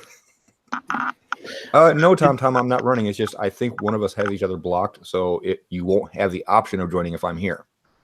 Yeah, at Ugly German Truths. I know that R&D starts streaming. I was chatting with him earlier. He said that he'll delay it however necessary. Also, just in case he actually does have me blocked, I think I'll just drop out as well. I need to play some Apex before I go to bed anyway. Okay. So, And I can just mute myself. I'm going through the old video to see if I can hear how we actually sent the link. well, he says he wants me to stay, so I'll try, but if you can't join, let me know, and then I'll drop out. Okay, let me check whether I have his like email or something.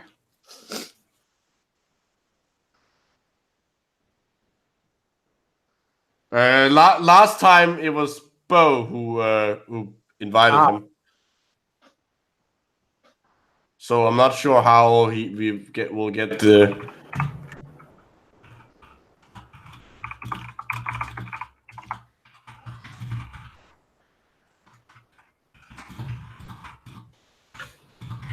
No, Tom, not you being blocked, you having people blocked. They and then wants me to shield for a spanner for him, but I got no idea how to do that. Sorry. Only the only person who can give out a spanner is Geo. Yeah, but I don't know how to shield. I didn't go to TAFE for that. Still closer. You're not blocked on my channel, dude. I don't know why you keep saying that. MultiT0mt0m, do you have Skype or something?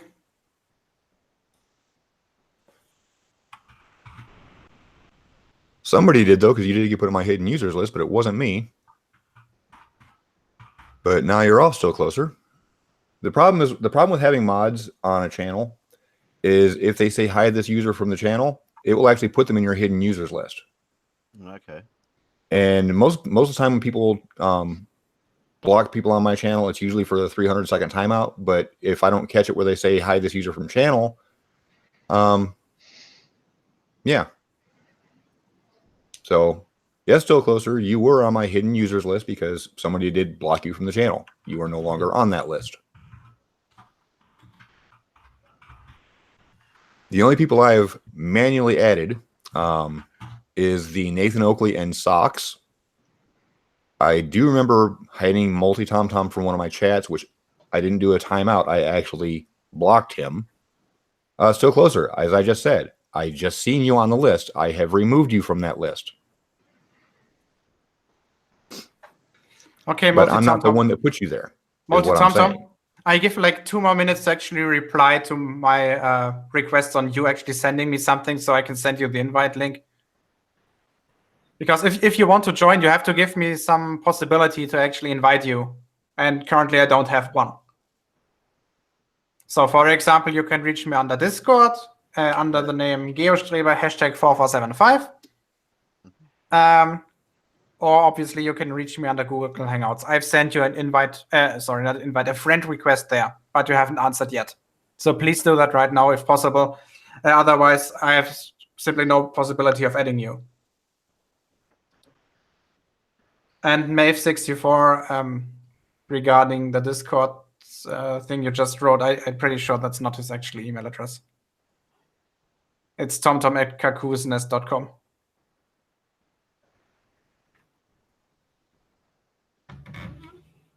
No, I'm not gonna post the link in the side chat.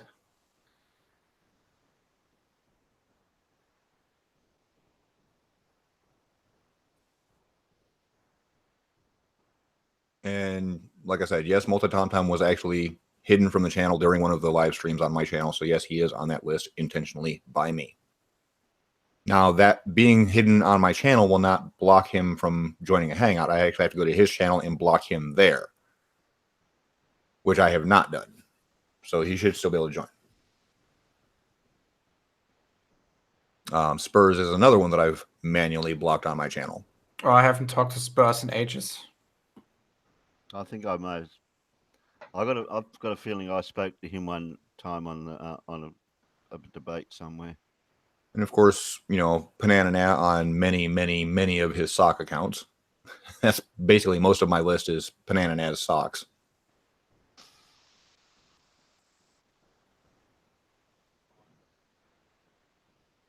And there's Chris Roman numerals. There's a reason why I blocked him specifically.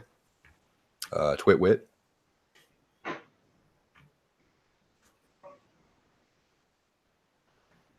Gleam. But there are a few names on here I don't know because they were blocked during my chats by mods.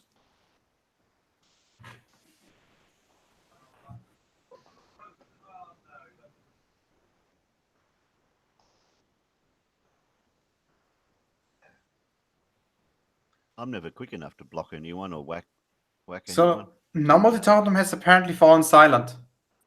Well, he's probably trying to figure out how to click a link. He doesn't have, well, he doesn't have the link yet, you know that. Oh, well, then he's probably trying to figure out how to open his email. He hasn't sent me any possibility on how to reach him. Well, yeah, no, he's got 3 ways: Discord, Google, or email. So my email address is likely somewhere on my channel page. You can reach me by Discord. And heck, you can also reach me by Steam if it's necessary. Because guess what? My username is there.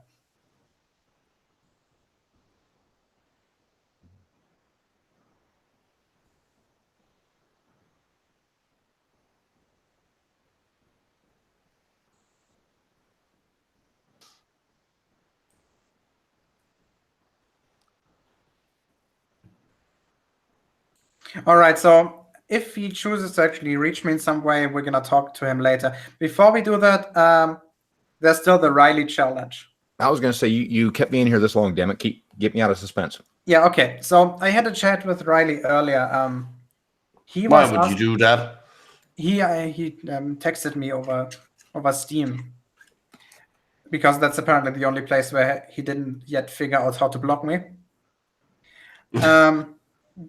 He asked me whether it's possible on a sphere, on a spherical Earth, to see a gibbous or gibbous moon, however it's pronounced, while it's dark.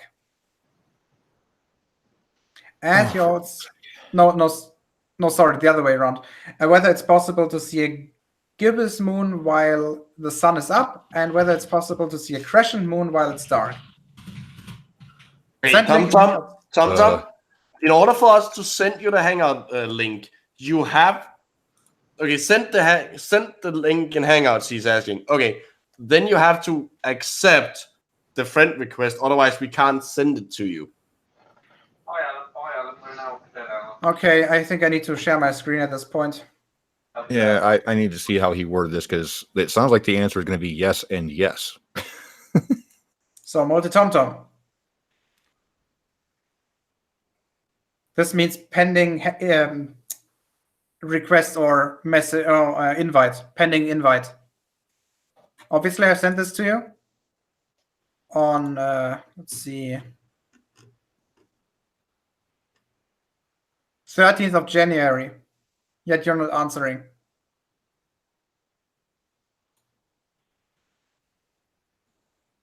I don't want to delete it.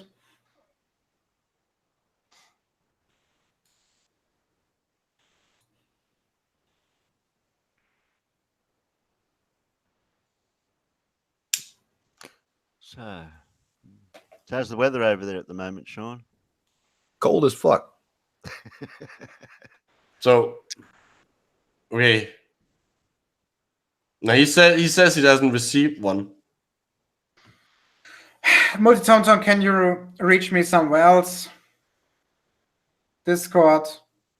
Or can you reach anybody in this panel maybe over Google Hangouts? No, not me. I'm not in that Google thing. And yeah, we know that Google Hangouts can be a little bit buggy sometimes. Well, pretty much all the time.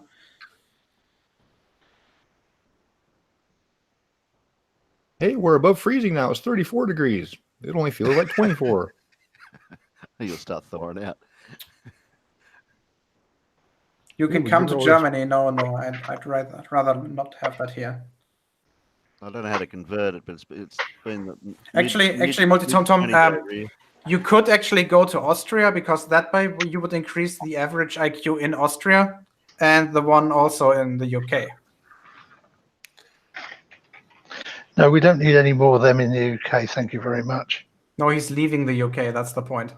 Oh, MultiT0mt0m is from the UK. Is he? Yes. Oh, damn.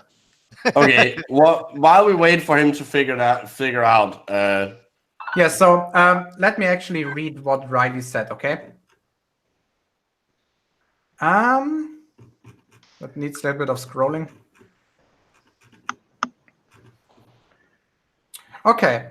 His first message, which I got yesterday at midnight. Can you demonstrate a crescent moon at nighttime on your model? What about the gibbous moon during the day? Must be as seen from Earth from an observer at noon. Okay, obviously. So first of all, yes, while it's dark, you can see a crescent, and while it's during the day, you can see a gibbous moon. I'll show 2 examples very shortly. I was going to say I can give you an example right from my channel. God, what's the name of the video? I believe. Send it. No, TomTom. No, we can't send the link in one of your videos. If we do that, it's a public message and everyone can use it. The Discord link for the Andrew stuff. Earlier. Was it that one? Discord's the easiest way to do it. PM. No, wasn't that one. Okay. Because I did this specifically on this whole Harvest Moon thing about. We're not saying you're a palm bomber, TomTom. We're saying that because it's public, someone else who might be could join. God, has it been that long ago? Probably.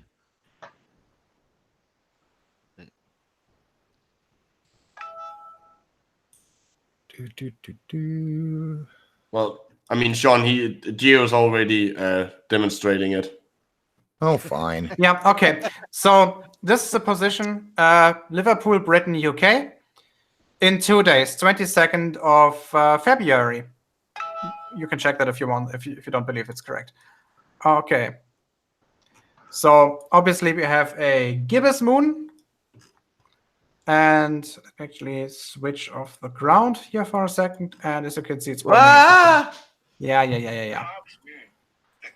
Okay. So let's just continue a little bit. And oopsie. Are we in the northern hemisphere? Sean, you're having some background noise. Yes, I am. Yeah, Because we can hear I'm that. finding my video. Yeah. Copy the link. Put that in the Hangouts. I don't believe what you're saying because you're showing it in the northern hemisphere. Sorry. Okay, so There you go. There you go. Real world observation of a crescent moon at dark. Yeah, no CGI. It's in the Hangout. Well, but it's not technically what Riley asked for. Like he asked Geo to show that it's possible in the model. You're just showing that it's possible. Okay, so take a look at this. And let me actually set it back one day. Geo, Sean is being coached. You've been coached again, Sean. Oh, I'm coaching myself with my own video. Okay, so take a look at this. Okay.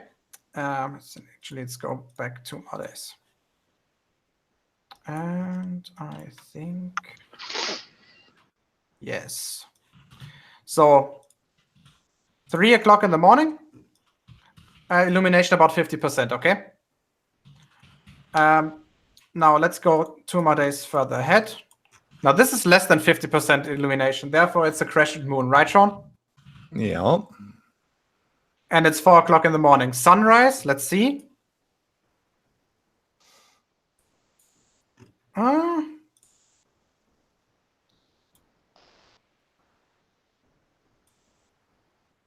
Sunrise is 3 hours later. So does that count as night? Obviously, you can still see it during the day here. Now let's imagine what happens right at midnight. Which part of the sky can you actually see right at midnight, Sean? Do what?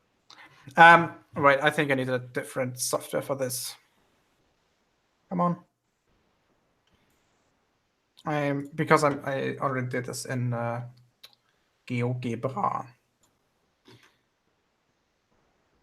Well, I haven't got a nasty cold in this weather, Barry, because it's not winter time over here.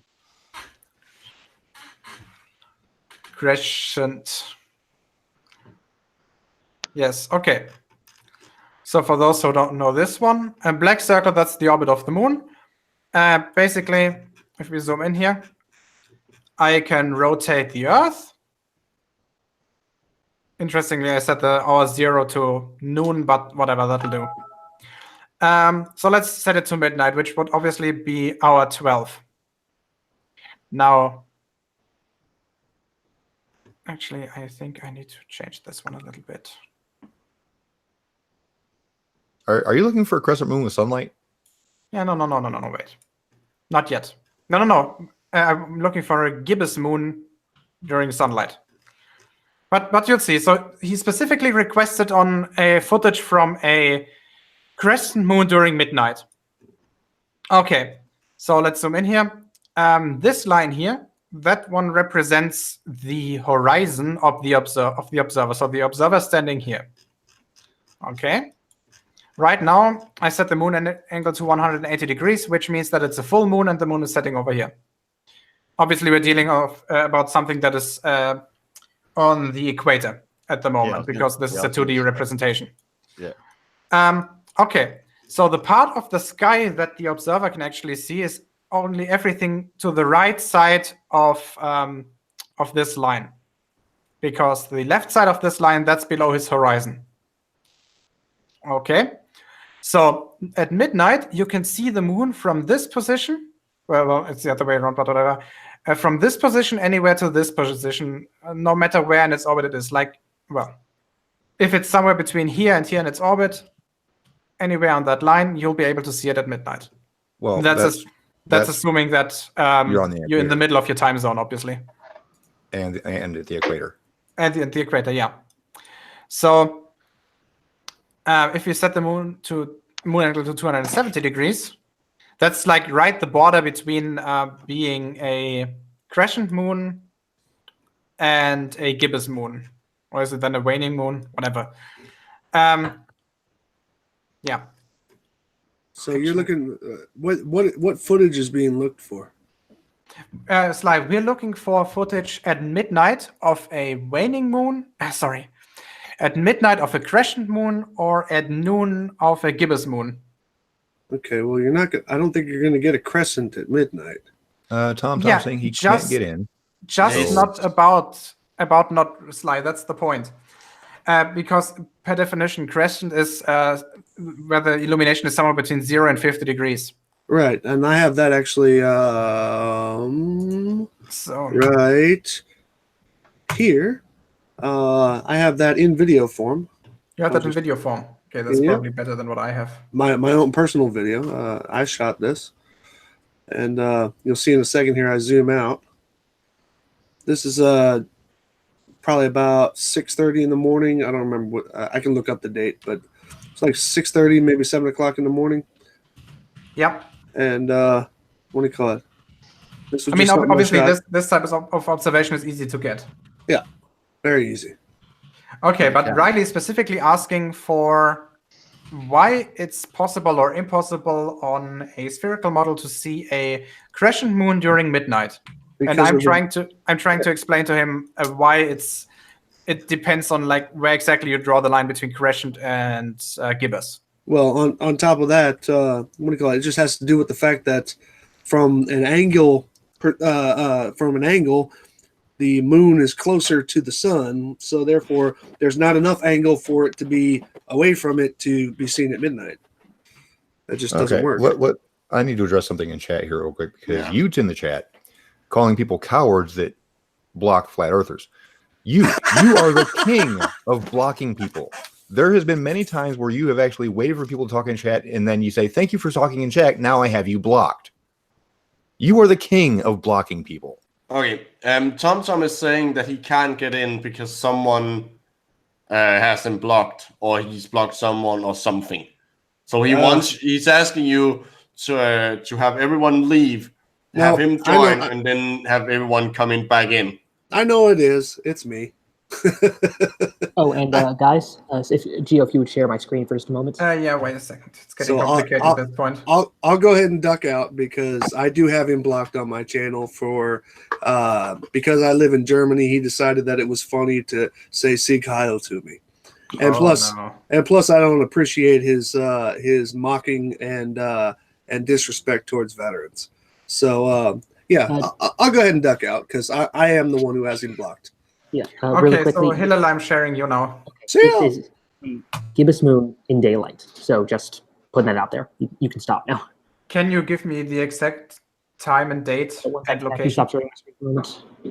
Yes, it's currently almost 9. No, I'm talking about when this picture was taken. I know. Seeing that we've got the live, just in case, since I do have you blocked on my channel, it shouldn't interfere with the Hangout. But just in case, I'll drop out as well. Now that we've got a couple of people with the actual live footage of crescent moons in daytime, if we do have them enough, can we show this in the southern hemisphere as well, so I can verify what I see? Yeah, sure. Well, if you get a chance to. Okay, MultiT0mt0m, Sly is gone now, so if you think he had you blocked only, then you should be able to join now. Yeah. I don't have him blocked. I got nobody blocked, and I'm not blocked anyway, so I'm safe. Well, I can see his comments, so I definitely don't have him blocked. Yeah.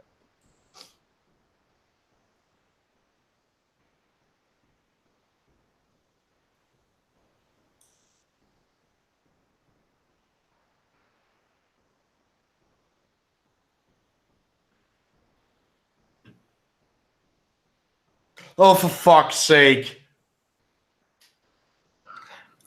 MultiT0mt0m, you idiot. I don't have your Hangouts address. You have to accept my friend request first. Otherwise, I literally cannot send you messages. Also, why did you say that you couldn't get in if you haven't even gotten, you don't even have the link?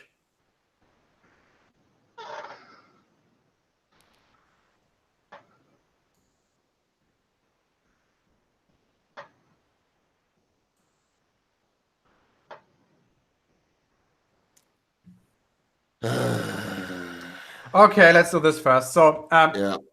So I'm still sharing my screen. Actually, let me just show Riley's message, okay? Can you demonstrate a crescent moon at night time on your model? What about a gibbous moon during the day? Obviously, both of those are simple. Because as soon as the sun is barely under the horizon, it counts at night, and obviously then the moon can be fairly close to the sun to be visible. And Sly just showed a brilliant picture of a crescent moon. I also have photographs that show exactly both of those. Okay. But here's a specific thing that he's talking about later. It must be seen from Earth from an observer at noon. And he later says at midnight for the other case. This is what I'm trying to demonstrate. At midnight, obviously you can only see the part of the sun of the sky that is directly opposing the sun. So you can only see the moon between 90 degrees and 100 degrees illumination. However, if you're approximately half an hour or so past midnight, so let's just say 1 hour afterwards, then the moon can be closer to the sun in its orbit. It can be on the side where the sun is. Because as you can see here, then only, for example, in this case, 77 degrees of it are illuminated. 77 degrees of the illuminated part are being seen, or you are able to see 77.74 degrees of the illuminated part from the Earth, which technically makes this a crescent moon. Right? Yes. Micro? Hillel? Yes. Okay. I'm currently doing something else. Okay, likewise, at noon. Okay, I'm going to point out for the chat, so in case people aren't able to see the chat, Tom said he got an error message trying to join the Hangout. So me and Sly both left in case that was causing the error. Now in the chat, he's saying he never had the link to join. Tom, you have successfully proven that you are a liar. Thank you. Likewise, when you're at noon, you can only see the part of the sky that's on the side of the sun. That's on the equator.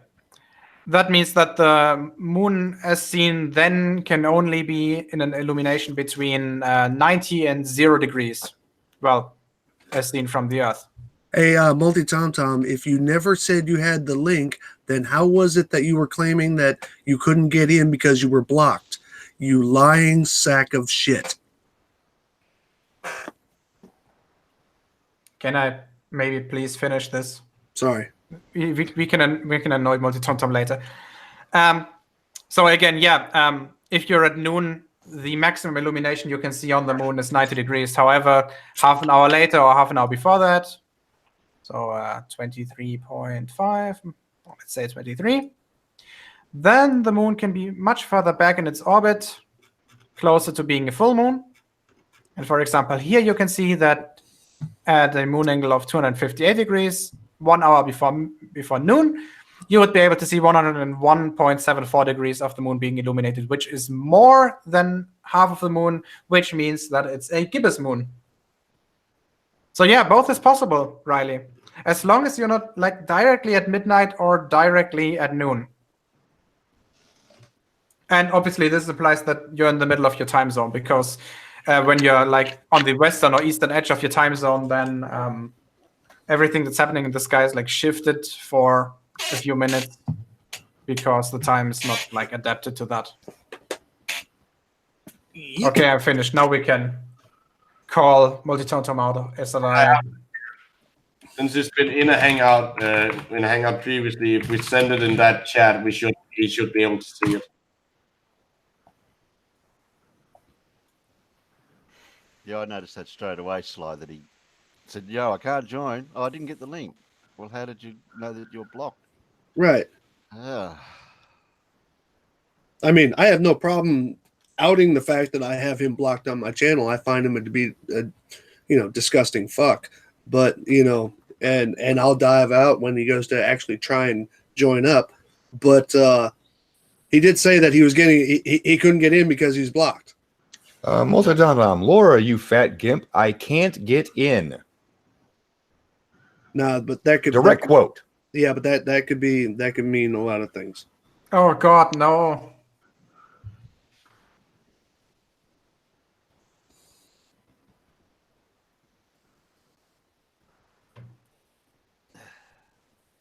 I want to see something real quick. I'm just having a little fun.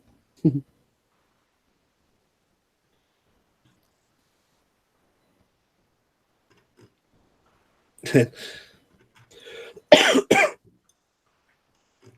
want to see how you guys do this. Did you find your videos, Sean, the ones you were saying about the moon? Yeah, it's linked in. Well, yes, it's still linked in the chat. Okay.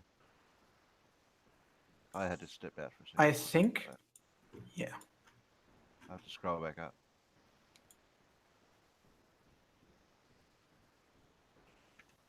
Oh, so I can do that. Oops. Shut up. What are you doing? I always wanted to know. By the way, look at this, Sly. You can get this view at 1:20 a.m. Yep. That's pretty damn close. Yep. And obviously, this is during summer because the angle of the ecliptic towards the horizon is steeper during summer on the northern hemisphere. Yeah. So this is even more extreme during summer than it is during winter. Oh, I'm so happy about this right now. Okay, let's say 3. All right, let me exit this other one here. Bam. And we'll get to talk about your experiment stuff too when we get a chance. Oh, sweet. Yeah, look at this. At 3:20 a.m., you can get this view. And let's just switch on the atmosphere. Sunrise on the same day is at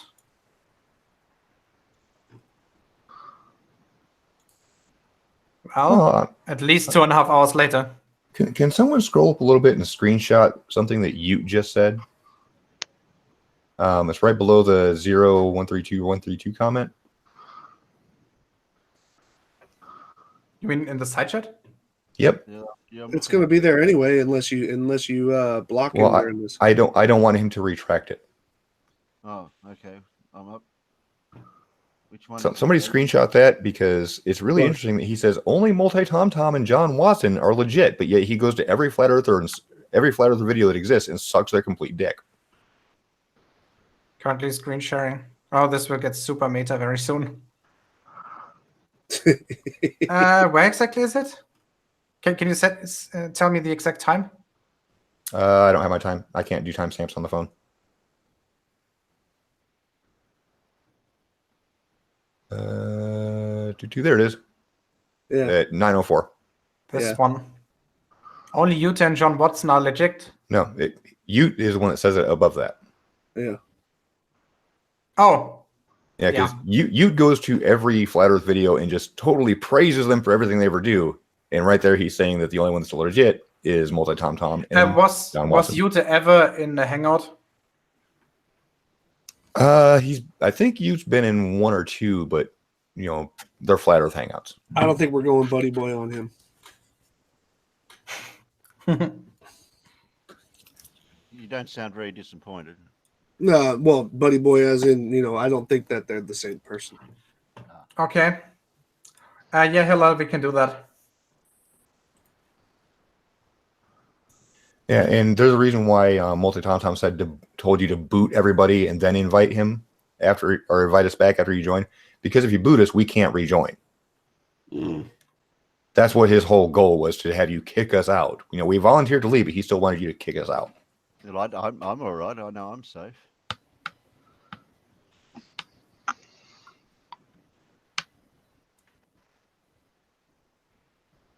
So Hillel, tell me when you did. Oh, okay. Okay. MultiT0mt0m, you definitely have the link now. Okay, so if he's got the link, then I'm ducking. Okay, Sly, thanks for joining. Because I do have that ignorant fuck blocked on my channel. As do I. So just remember to actually exit the back chat as well. Yep. Otherwise, it might cause issues. See y'all. Yeah. Like, yeah, Perrier-Yos, them too. I thought the whole point of using the back chat was that you didn't have to pull out. Okay, MultiT0mt0m. So we've sent you the Hangout invite as a comment of one of your old videos. So refresh your page. You should have gotten a notification about it. Then click it and join, and then immediately delete that comment. No, he's saying he wanted to talk to Sean and Sly, but he can't get in if they're blocking each other.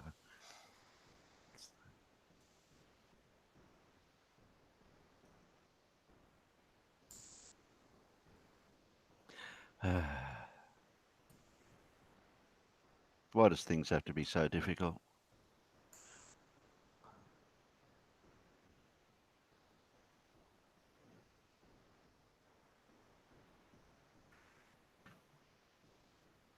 So this Raleigh thing, what do you got to do? Just show that what he's saying is. Yeah, well, showing, just what I'm showing yeah. him is that I already texted him the entire thing.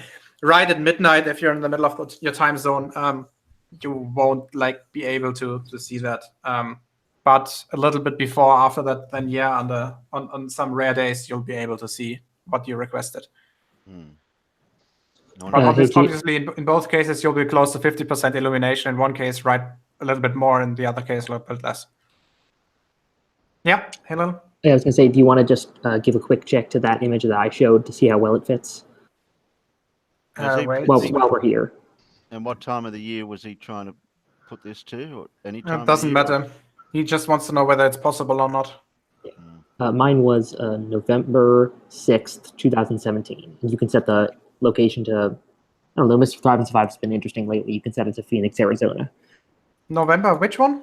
November 6th.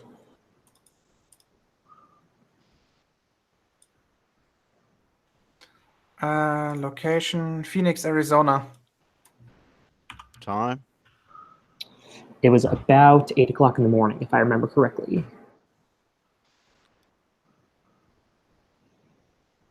It's possible that my time zones are gonna get fucked up by this. 8 o'clock in the morning, you say?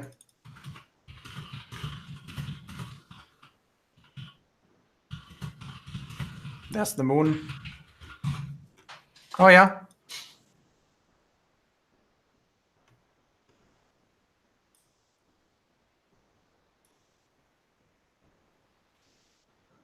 $7 o'clock, 7:30 approximately.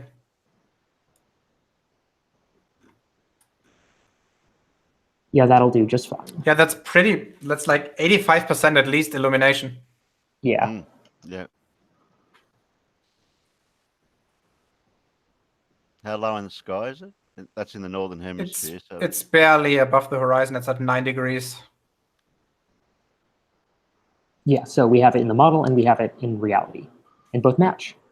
And I wouldn't see that then if it's that low in the sky. I might not be able to see it on that date. Not the same time, but.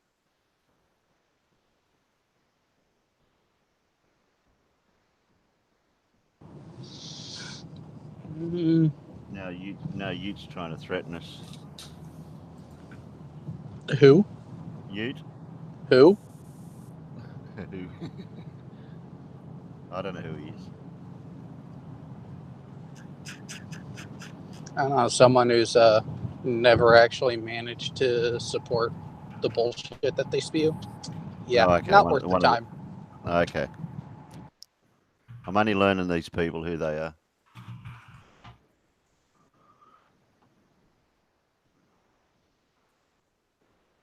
MultiT0mt0m, I mean TomTom, whatever his name is. I've heard of him before. How the hell is it so hard to send me a message? Well, now he also has the link. Yeah, what the fuck? Remember what?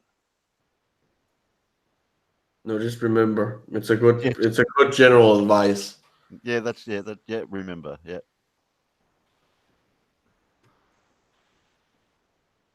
You're in traffic, Jared.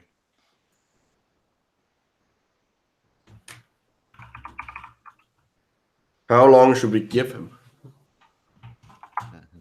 Well, we're not going to give him a length of a piece of string, so to speak. He says 1 minute. Okay, we'll give you 1 minute. Well, your computer illiterate or something? You can't figure out the Discord? You can't figure out the whatever?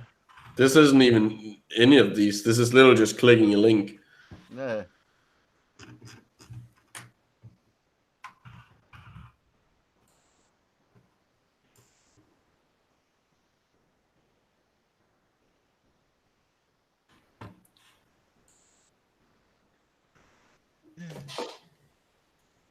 Okay, Youth is threatening to pawn bomb me, so I'm gonna block him.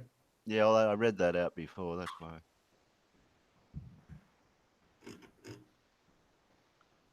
That's why Jared kept saying who. I have my mouse button on the. So yeah, Sean is probably right. I could gonna show this. So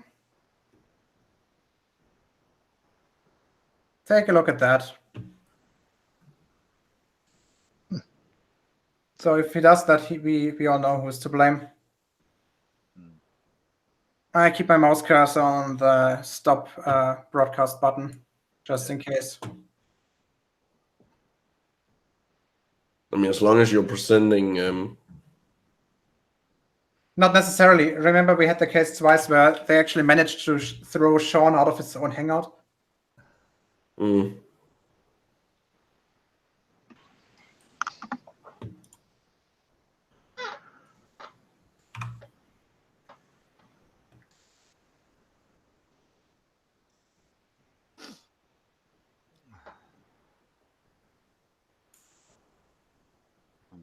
He hasn't even got Chrome for his Firefox. Jeez. I mean, he should be able to join with any browser.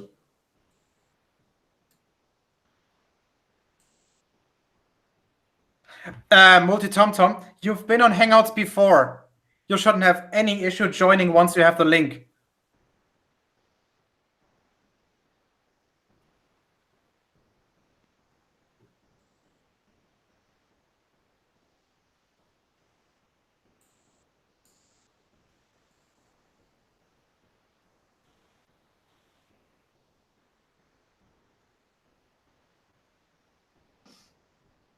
I preempted having the Chrome thing just in case for some people do have it for Chrome, some people don't.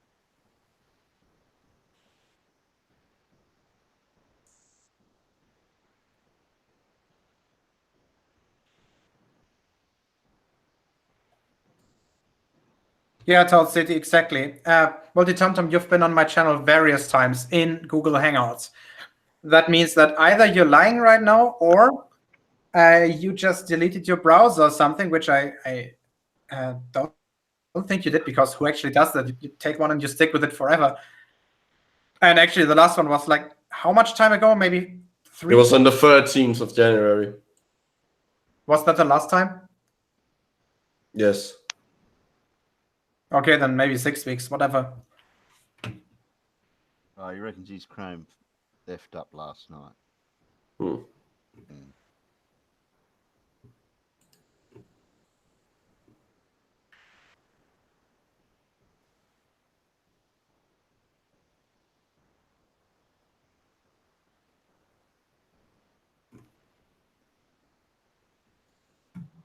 It doesn't take long to do. And then he'll have to turn his computer off probably to reset it.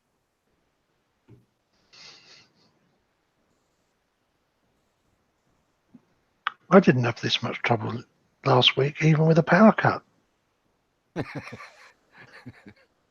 Well, you aren't MultiT0mt0m, so...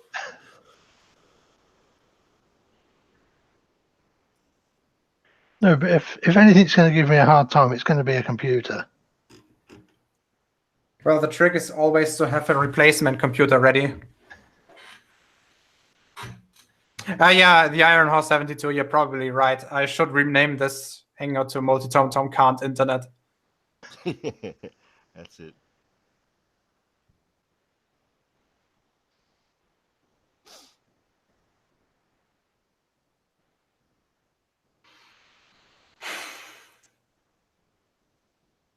Oh, not my fault. Blame Chrome. You shouldn't need. What?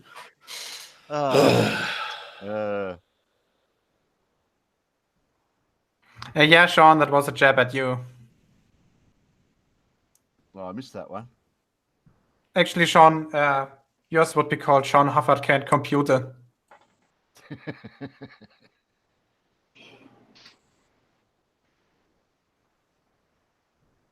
So, Gio, you've been in Hangouts with him before. I assume you deleted those. You long since deleted those Hangout things that you were in with him, the back chat conversations. I don't know, actually. I went looking for the last one, but I couldn't find it. I'm gonna take another peek. I probably have him in one. We got the invitation I sent to MultiT0mt0m, which he still hasn't requested. Hey, Gio. Yeah. Eat a dick. No. You come back just to say that, didn't you? Now, yes, my computer may have died, and I've had to MacGyver myself my phone to use my Blue Yeti, which was a pain in the butt. Mm. But Well, I did that's it. not where the Yeti belongs, Sean. You should know that by now. Do what? Your butt is not where your Yeti belongs. My what? You said, said your Yeti is a pain in the butt. So I said that's not where it belongs. Hey, ready for this? Let's see. MultiT0mt0m was on live with Dazza the cameraman. MultiT0mt0m was on live with Soundly. Let's see. Hold on a second here. Let me check this one out. MultiT0mt0m might have been on live. Let me look here. Just looking for an icon to pop up. That might be him on there. I'm not 100% sure on DACA's 0883. So, yeah. Let's see. A discussion with MultiT0mt0m. Hold on. Live stream November 26, 2017 with Donna GeoStraber. Yeah, that sounded like one of mine. Is that the one with the Freddy versus Jason thumbnail? Yeah. You've used that a couple of times. I know, but that sounded like the first one. Yeah, this was discussion live stream chat. He just best arguments, blah blah blah. Okay, nothing in the title that discussed what they were talking about. So Tom, you're full of shit that you can't get into a hangout. Yeah, but what was his recent? He hasn't got any most recent hangouts. Most recent? Hold on a second here. Well, so the last one I had with him apparently was 6 weeks ago. Let's see. Anytime. Less than 6 weeks. Well, let's see. Yeah, the one they had with what do you call it? Yeah, with you was on the 3rd of January. The other 13th. 3rd. Tom, this isn't the first time you've had to download Chrome. Why is that? Okay. No, he reckons it knocked up on him or left up on him.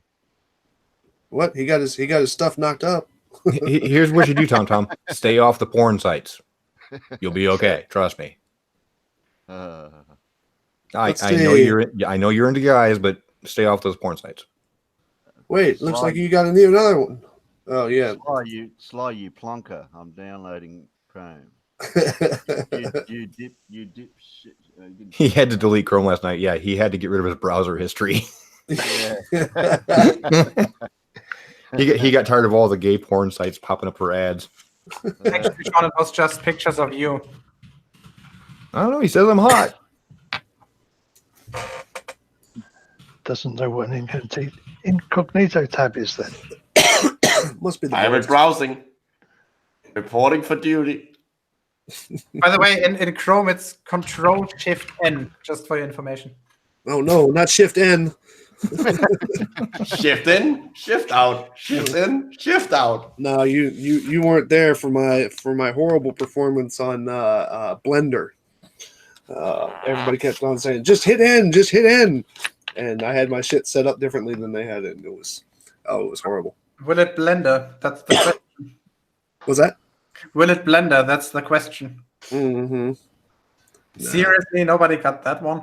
No. Blend her, or blend him. In the early days of YouTube, there was a show called Will It Blend? Yeah, when they had this it was a blender company that in an attempt to promote their blender had this weird guy dress up in a lab coat and blend things that shouldn't go in a blender. Yeah, like shit like golf balls and bowling balls and iPhones, that kind of thing. Yeah. The predecessor to the hydraulic press videos. Yes. Yes, but in this case, it was actually promotional work for a company. Also, it was a lot more entertaining because it was a blender and not just something getting crushed. Oh, those things are getting crushed are cool, some of them. But it's all the same. They just get mashed up. With the blender, things fly around and shit. Oh.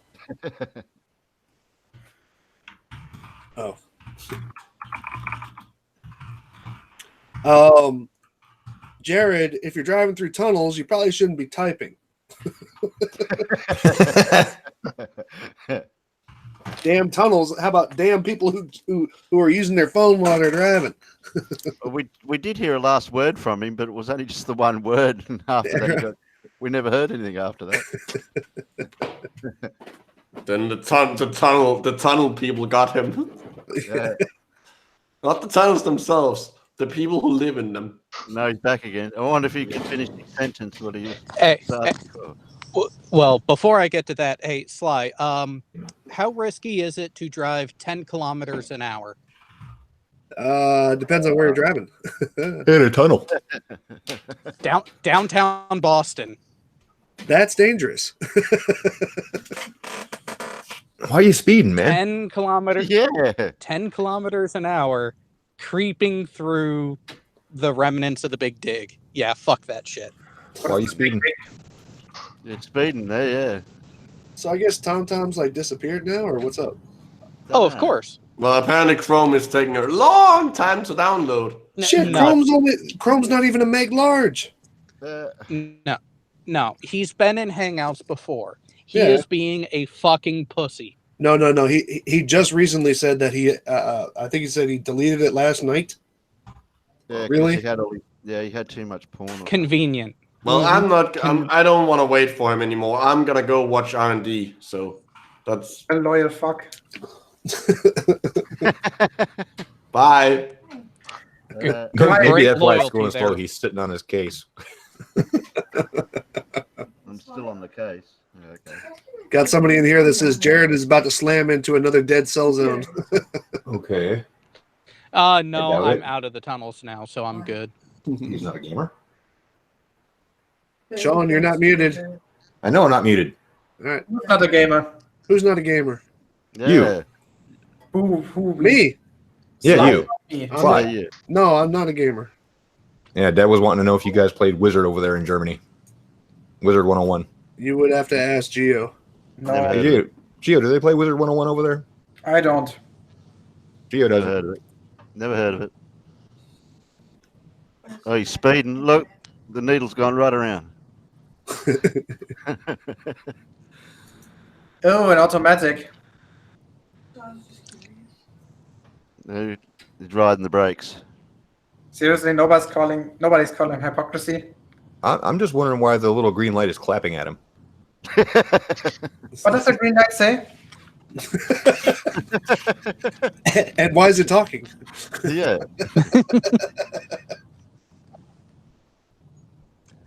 Jared, a guy named Happy now?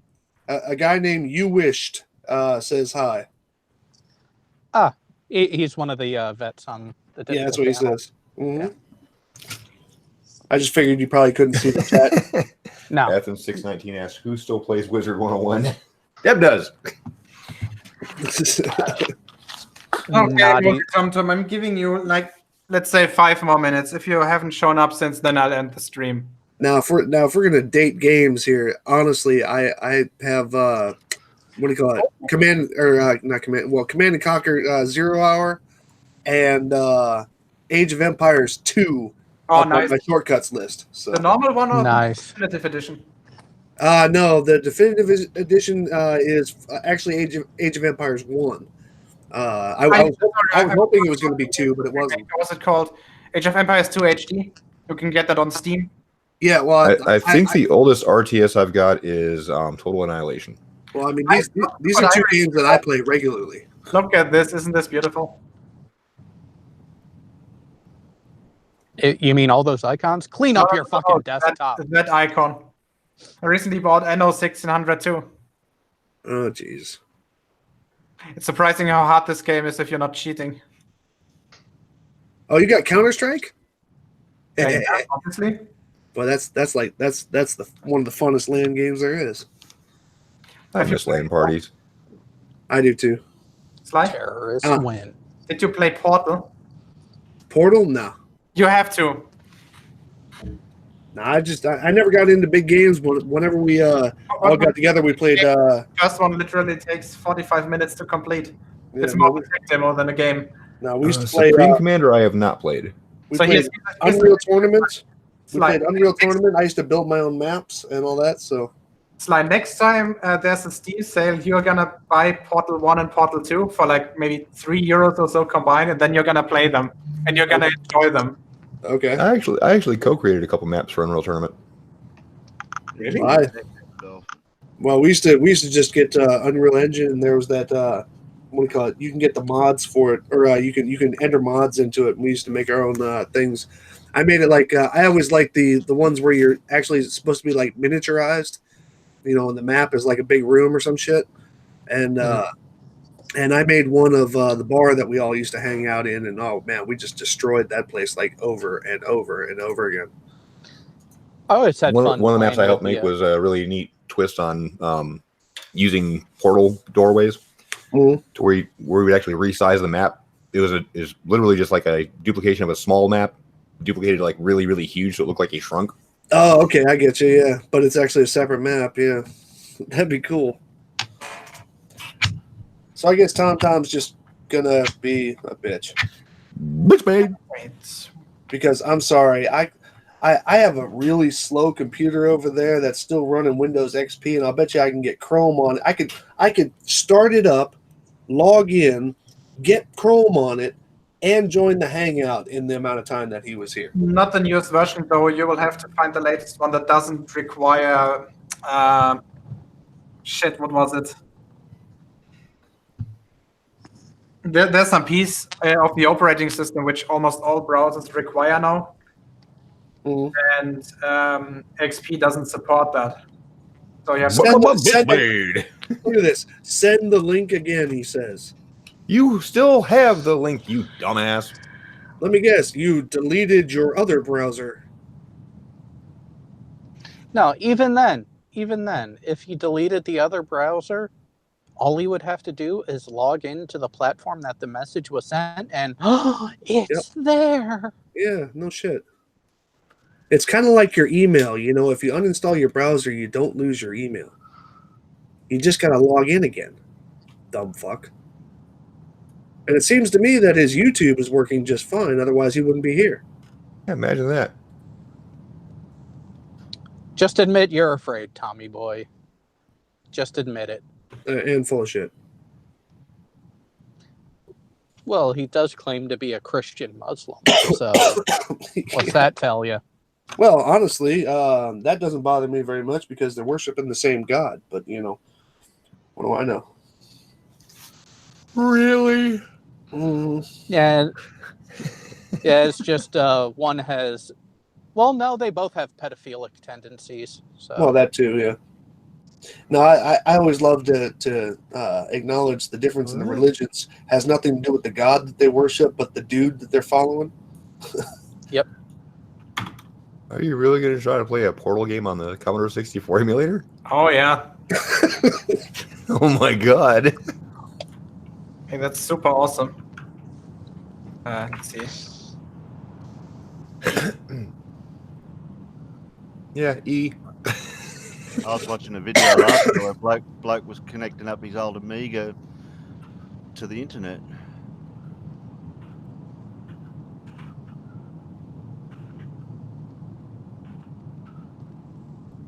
Somebody's played this one too many times.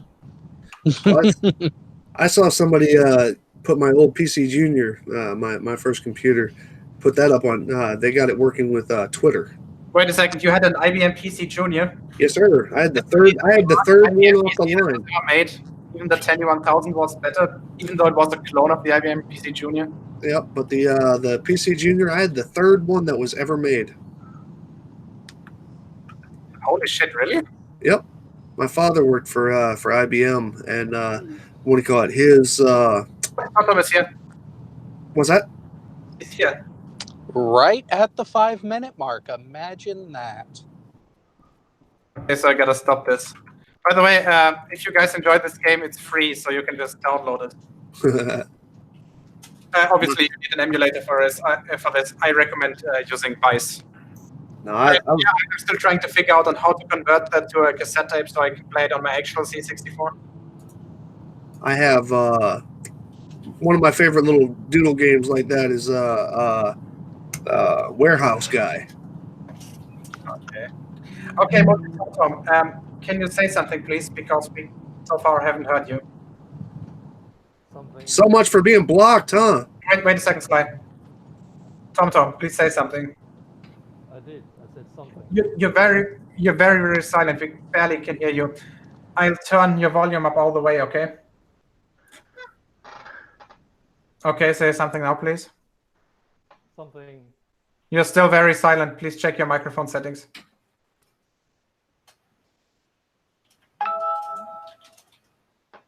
How about now? Still very silent. And I literally turned you up all the way as much as I can.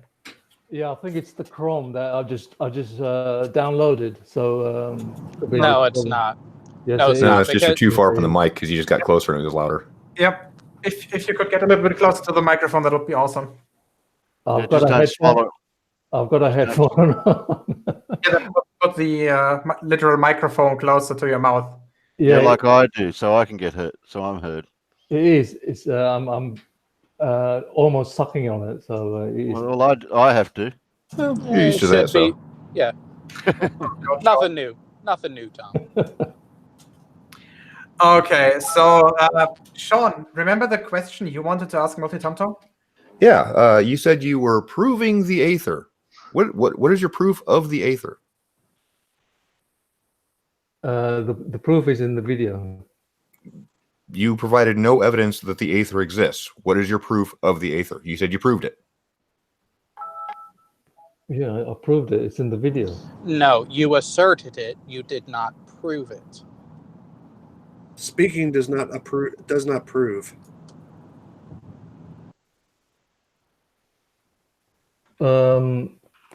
Ether, right? Ether is a medium. Do you get that? Have you proven the ether exists? MultiT0mt0m, we understand like some of the properties that you assert the ether has. However, you have yet to show any reason why we should think it's existent. Explain it to me. I've got no idea about all this sort of ether thing. Yeah. Okay. You know about the oceans, right, Terry? Yeah, I know there's an ocean. Right. The ether is complete opposite to that. Yeah, but oceans exist. In terms of properties, what do you mean? Well, in the ocean, like if you go down in depth, yeah, the pressure increases. Do you all agree with that? Yes. Yes. Because of the mass of the water. No, it's not. It's not just due to that. Wait, are you saying that there's an accelerating force needed to push the water in one particular direction? No.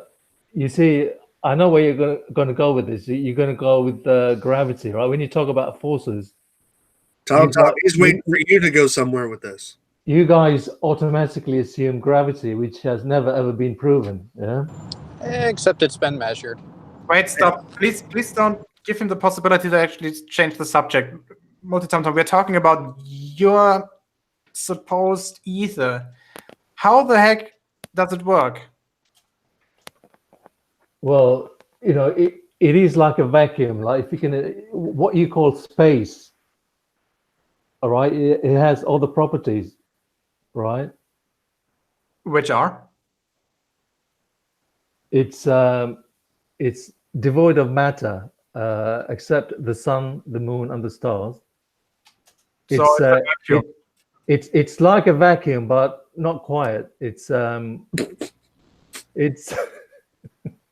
you see, you guys, it's such So tiny keep minds. going. Don't Well, finish. I'm just going to point out again. You Let me point guys out have again. such tiny minds, right? You can't I'm going to even. point out again, MultiT0mt0m, that you have asserted the ether, but you haven't proven the ether. No, Sean, we don't even need to go there. and- MultiT0mt0m, how is it different than a vacuum? You said it's like a vacuum, except It has different properties.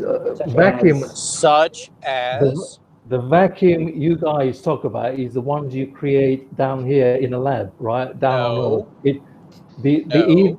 The vacuum in space is completely different. You In what can't way? you can't recreate it because it's it's not contained like it is down here. You know, there's a force. All right, not gravity. There's a force that holding it out. You know? Okay, so how does this pertain to the ether? Oh, it's like it's really difficult to explain. Well, it should be easy. You've proven that it exists. I want to hear what your proof is. Yeah, I just told you, right? It has similar properties to water. No, you've made an assertion. You have not proven anything. It has similar properties to water. It's like you can swim in it, you know, like. But you said it also has similar properties to a vacuum. So is it a vacuum or water? Wait, Tom, do you know what else has similar properties to the oceans? What? The air. Yeah, but that's completely different. You know, the ocean is different to the air, right? We don't jump in the ocean and breathe it, do we? And we don't jump into a vacuum and breathe it It either. has completely different properties. The air has different gases mixture. It has a mixture of gases, right? But do you all agree with that? Hang on. Do you know what processes are used to analyze the atmosphere? Pressure. No. Yeah. Pressure is not a process. Do you know how the gases are? Do you know how to analyze through what division of science is the atmosphere actually analyzed? Do you guys even know? Here is a hint. It ends in amex. Do you guys even know how pressure is created within gases? Like, Are you going to answer the question? Wait, stop. MultiT0mt0m, are you saying that I, as a chemist, don't understand how pressure works? That's what he's saying, man. Like on a molecular level, what exactly pressure is? That it's basically gas molecules having a certain speed knocking at the sides of their container. Okay, Gio, do you agree that different gases have different densities? Yes. Right. Okay. So the heavier gases are at the bottom, right on ground level, yeah, where we are. Not necessarily. I mean, it depends on whether there's movement in the gas container. No, it doesn't depend on anything. Yes, it's proven yes, fact. it does. It's It does proven depend fact on that movement. It does depend on movement, and what is that movement called? It's proven in science, which you guys worship. What let's go down is his that route because type of movement caused? let's go down his route real quick, Jared, because he made that little chart, took time to do it, and he doesn't realize that 1% of our atmosphere is a lot of heavy The gases. upper 90%. Now, which is heavier, Tom? Carbon dioxide or oxygen? The reason the atmosphere. Answer the question. Answer the question. Answer it. Which is heavier, carbon dioxide or oxygen? The heavier gases are nitrogen, oxygen, carbon dioxide. Bullshit. Nitrogen is literally the third most light gas you have. It's a mixture. What we breathe, right? What we breathe. Answer my question, Tom. It's a simple question, Tom. Answer the question. Which is heavier, carbon dioxide or oxygen? I'm answering you. What we breathe is a mixture. Guys, do me a favor, please shut up for a second. You have no idea what you're talking about, MultiT0mt0m. Nitrogen is one of the lightest gases you find in the atmosphere. You just said it's one of the heavier ones.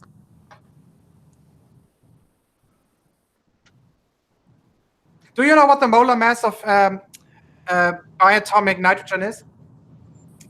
I don't. MultiT0mt0m, I'm waiting for it.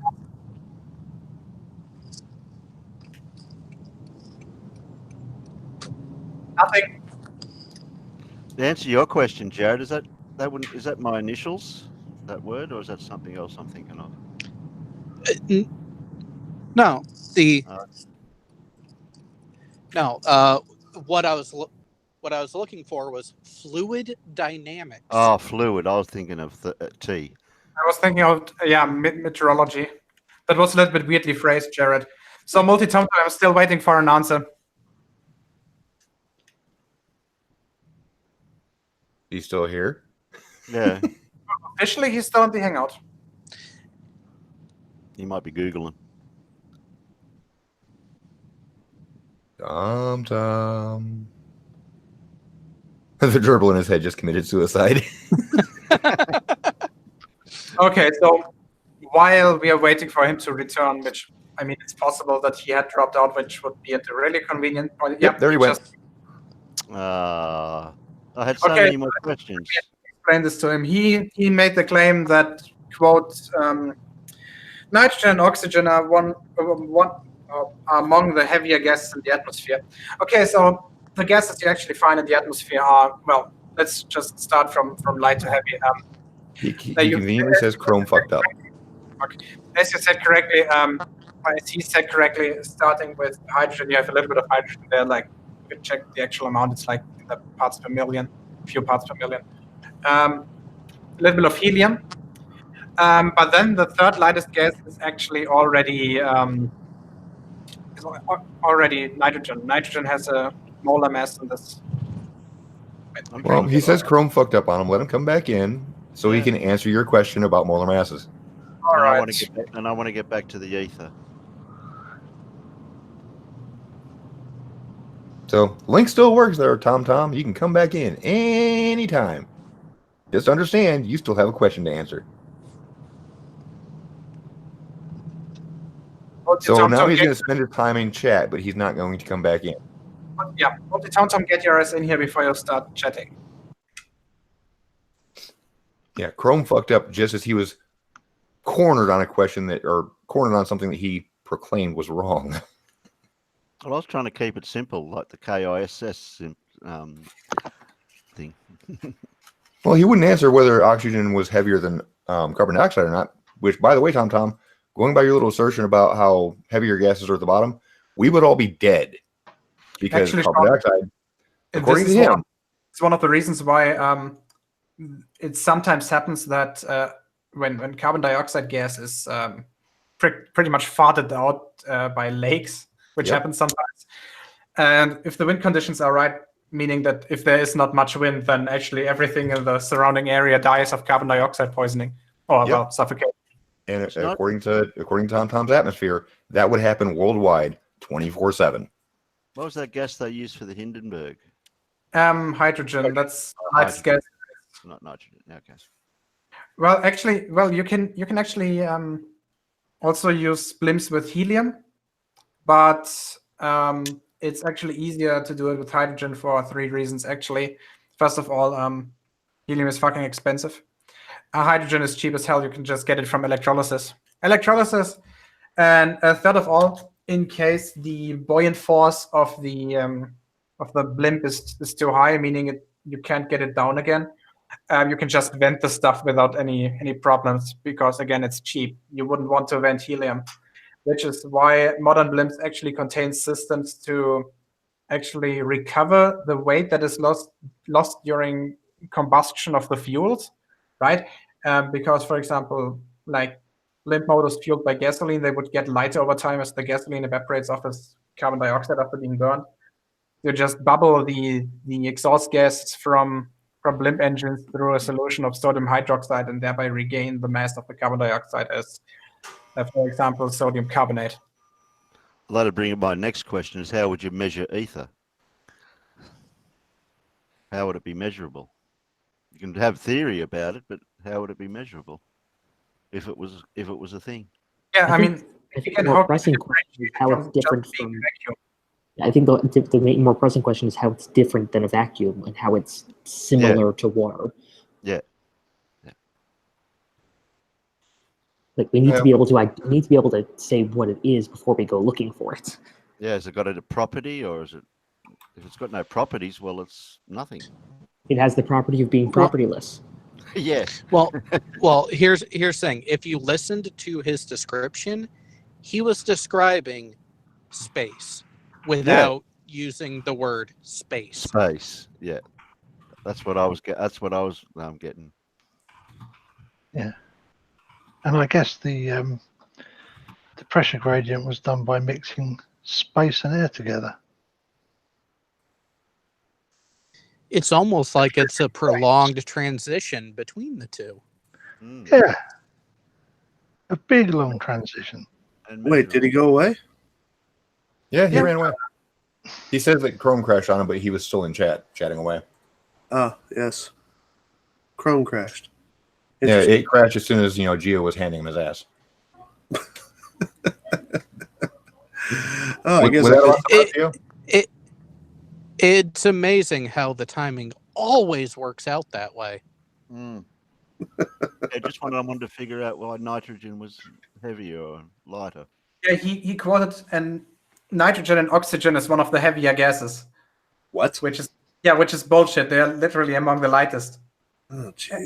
Every single noble gas except for neon and helium is heavier than oxygen. Well, maybe the ether is helium. Trying to fix it, so I'm guessing he's going for his lobotomy now. You mean another lobotomy? No, a successful one this time instead of botched. Maybe well, that's why you don't go to Riley and his purple dildo for the anal lobotomy. Go in the anal route. You wouldn't want to reuse that dildo, would you? I wouldn't want to use it the first time, but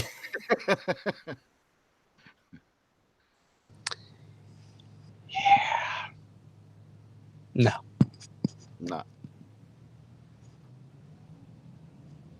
Although I did come across a video last night while I was fighting insomnia of quite the analysis of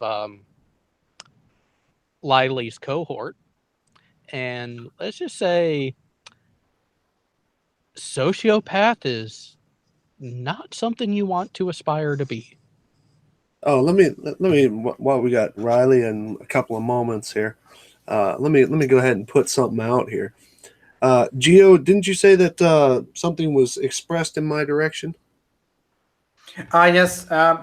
So regarding Sly's experiment, I had a chat with Riley earlier, and he said that he would like to have a flat earther there just to check that Sly, you don't forge any results.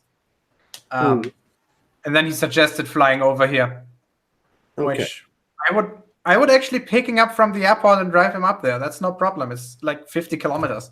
Yeah. Can you actually have him in the car with you for 50 kilometers? Sean, that's just 20 minutes. Now, here's what I'm going to say. Here's what I'm going to say to that. Number one, as I said in my update video, it's never been a requirement for any globe earther to be at a flat Earth experiment. There's never been an invitation extended for any globe earther to be at a flat Earth experiment other than the one that Jaron did that one time on the canal, which he deleted. Which he gave, what, an hour warning on when he was going to be doing it? Something like that. So I'm going to say this, and I'll put this out on my channel as well on the next update. If Riley wants to come over to witness the test, he's more than welcome. Okay, more than welcome. I have no inclination to stop anybody from watching and participating in the test. However, let me also say this. Now, I don't know what schools of thought people were, what kind of raising that people had, but I'm a native New Yorker. Okay, and I'm going to say this. As many times, Riley, as you have called me a liar, attacked my integrity, and attacked my character, as many times as you have tried to make me look bad in front of other people, even though law will probably get in the way. I'm going to say this. It's going to be extremely difficult for me personally, standing in your area, not to knock you the fuck out. How about that? We just You ever heard of burning bridges, Riley? by 50 meters all the time. Yeah.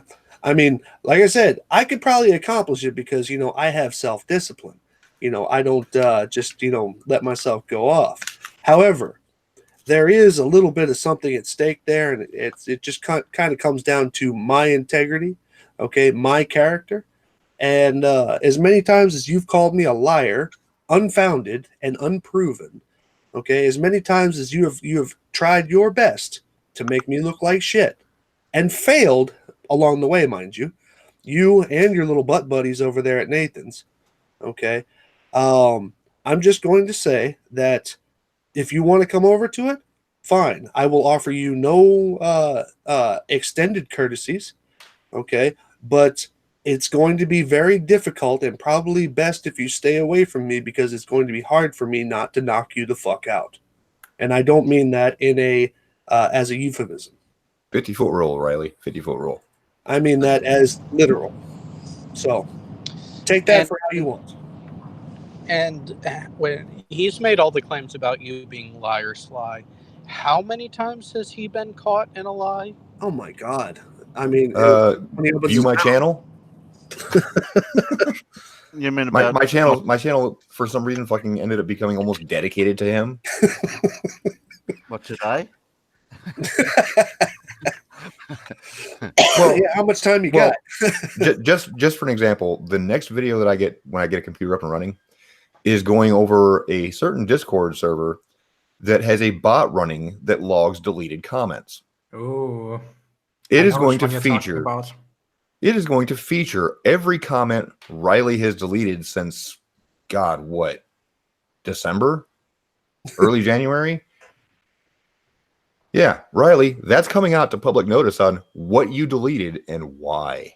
Now, as far as the flat earthers that might be in the chat listening listening to the video or actually active in the chat, folks like Tom, folks like Ute, I'm sure he's probably still listening, and whoever else, I'm just going to say this: you can go ahead and as soon as this chat or hangout here gets uploaded, go ahead and timestamp this. It looks like it's going to be at least an hour and 59 minutes into this hangout. Go ahead and timestamp this, and please, by all means, give my words on to Riley.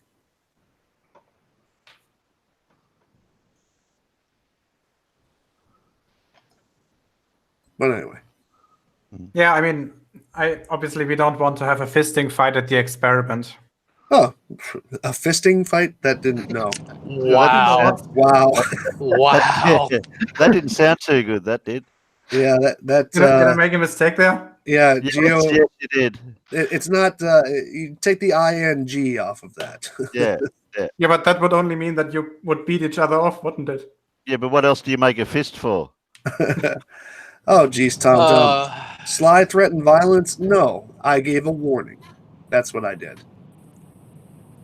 Yeah, it's not a threat if you are telling someone, don't be a douche. Yep, and stay the fuck away from me. That's not a threat. Yeah, dealing with my upcoming video is going to be dealing with Riley and his deleted comments. The name Daniel should stick out for you, Riley, because you deleted a lot of informative comments that had no rude language, had no reason to be deleted other than the fact that they shit on your narrative. Yeah. And let's not forget he deleted his whole channel. Yeah, but that didn't. Well, he deleted his anything, right? Because we still have pretty much all the videos from before. Mm-hmm. Yeah, he deleted his channel because he did not want to pay out. So he ran away, but couldn't stay away. And it took a whopping, 2 hours for us to figure out his new channel name? That only took minutes afterwards. Still Closer was talking about how I had him blocked on my channel, which he was blocked, but I wasn't the one that did it. He has a comment that's been deleted by Anthony. Who does? Still Closer. He has a comment that's been deleted by Anthony. And I'll quote it here. Well, you're both wrong. CAD schematics presuppose that earthquakes can only be detected by the P and S waves, travel or are deflected by the inner core. This is false. The detection of the epicenter relies on seismographs that basically calculate the delay between P and S waves to triangulate the exact position. On the other hand, in oil fields in Saudi Arabia, for example, oil companies can trace a location where there's oil below ground using explosives and seismographs. It's basically the principle of ultrasounds in medical applications. For some reason, Anthony felt the need to delete that comment. Too many numbers. No, because it's lending credence to people that deal with seismographs. And he has that narrative to where geologists are wrong. Too much fact. Too much fact, so Riley had to delete it. Okay, so I just checked an article. Basically, the average molar mass of the atmosphere, right? So if you take any random molecule or any random atom or gas molecule or gas atom from the atmosphere, the average molar mass is 28.9 grams per mole. That means that both oxygen and nitrogen are lighter than the average. So in what way, MultiT0mt0m, are both of them actually heavier?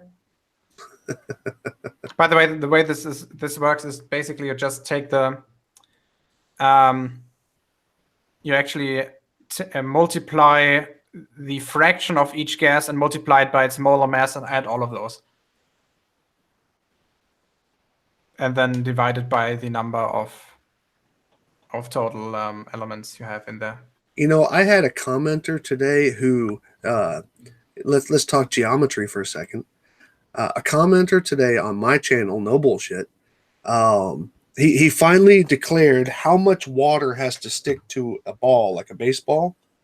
How much water has to stick to a ball for it to be considered proof of gravity.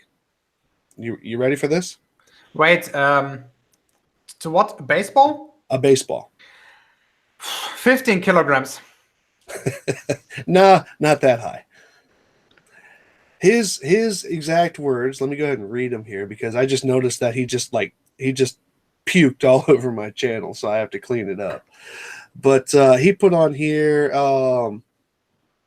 he says, a wet ball is not the same as having mile deep seas around, seas around it.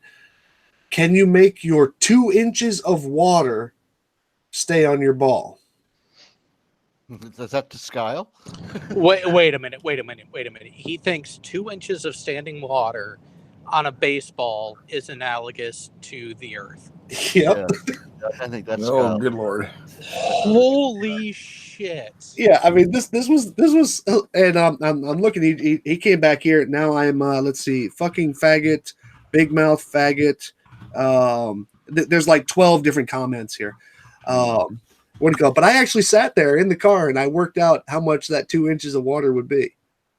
See, well, that would be, wait, what's the diameter of a baseball? 2.94 inches. No, the How many molecules thick would that water layer be? Yeah. Now, well, here's what I did. I worked it out, and 2 inches water, or two inches of water around a baseball. Stop! Don't say it. That's approximately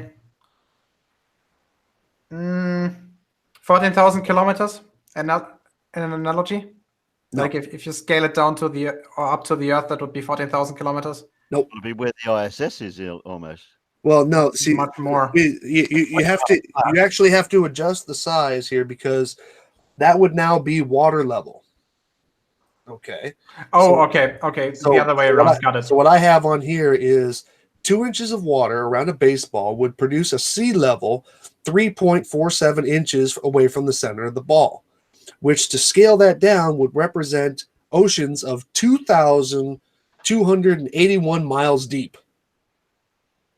And then I put on here, so feel free to point out to me which ocean is that deep. Do you know that oceans like this would actually be impossible? Yeah, I know. Do you know why? It would go into the mantle, or well, actually, pressure would be. No. Let's assume you have a planet with a certain size, and you just drop enough water in it to get an ocean of that depth. It would still be impossible. Mm-hmm. Why? You'd have to tell me on that one. Okay, because under high pressure, the water would actually solidify.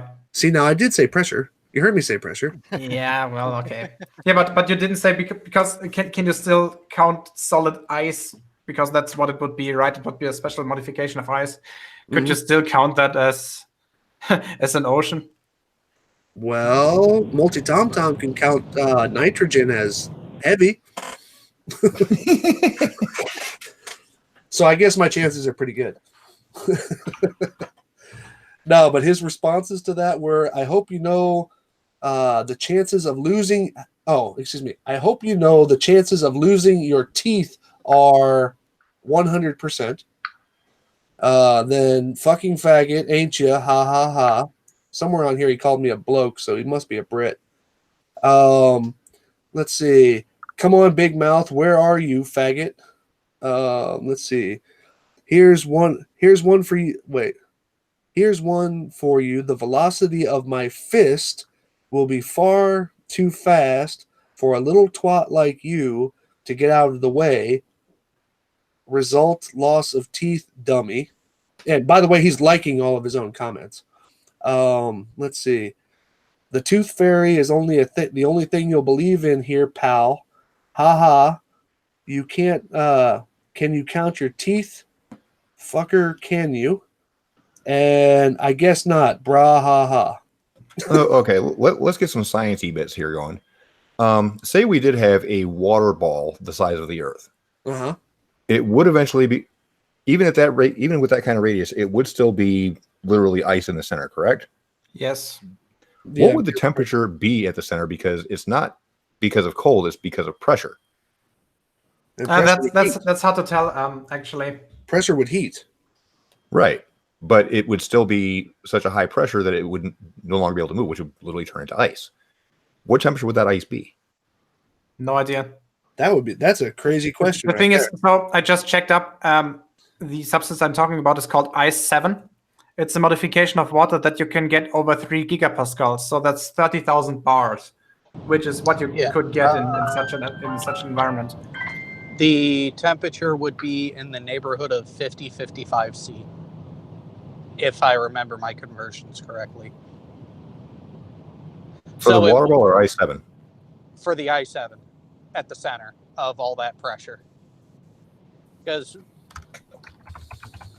it's just going by the rough math in my head, simple rounding, it would definitely be hot, but not as hot as the core of the Earth, but not above boiling either. I mean, it's just a little thing that crossed my mind when we were talking about, the ice caused by pressure. What would an actual water ball ice at the center temperature actually be? And it's just something that came up curiosity.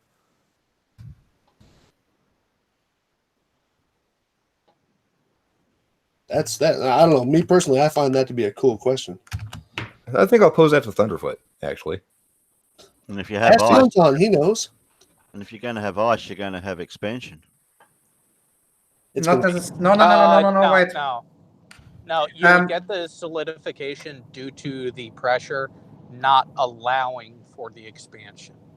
And that's where... Jared, you have to be very careful about this. It depends on the crystal structure of I7. Yeah. If an individual, if a certain amount of water molecules would actually take less space in there, then the formation of I7 would actually be encouraged under high pressures. The reason why ice, well, the normal configuration of ice actually expands is because the crystals or the water molecules are crystallizing in such a way, in such a pattern, that on average they actually take more space than in the fluid. This is actually rather weird. It's called the water anomaly. And this is also why when you apply pressure, the stuff is more likely to go into the aqueous, into the molten phase. Which is why things like, for example, ice skating works. Yes. I'm going to agree with the chat here. TomTom, You were getting schooled by Geo because you made a fundamental error. You exited out. You've been claiming to have been fixing the problem while you're in here in chat. So you're full of it again. No, you bitched out and you are too scared to come back in. Well, to defend one thing, he could actually be in chat in Firefox. Well, if Chrome is gone, then just install the plugin for Google Hangouts in Firefox. Can't be that hard, can it? So Chrome deleted itself now? And that's why you got booted out, because Chrome deleted itself? Yeah. It might have a bullshit filter. Yeah. The bullshit threshold. Well, no, it overflowed the bullshit detection system. Well, you got ad blockers, you got pop-up blockers. TomTom just installed the bullshit blocker. Oh, then he wouldn't be able to get on it. Exactly. Okay, TomTom, I've posted the link for the Firefox extension right in the side chat. Damn, it sucks when you can't have excuses. Do you know what operating system he's using? No. Yeah, actually, we do know. In his video, he was screen sharing some part of his graphical user interface. I just Windows 10. and even then, it doesn't matter. It's FEXP.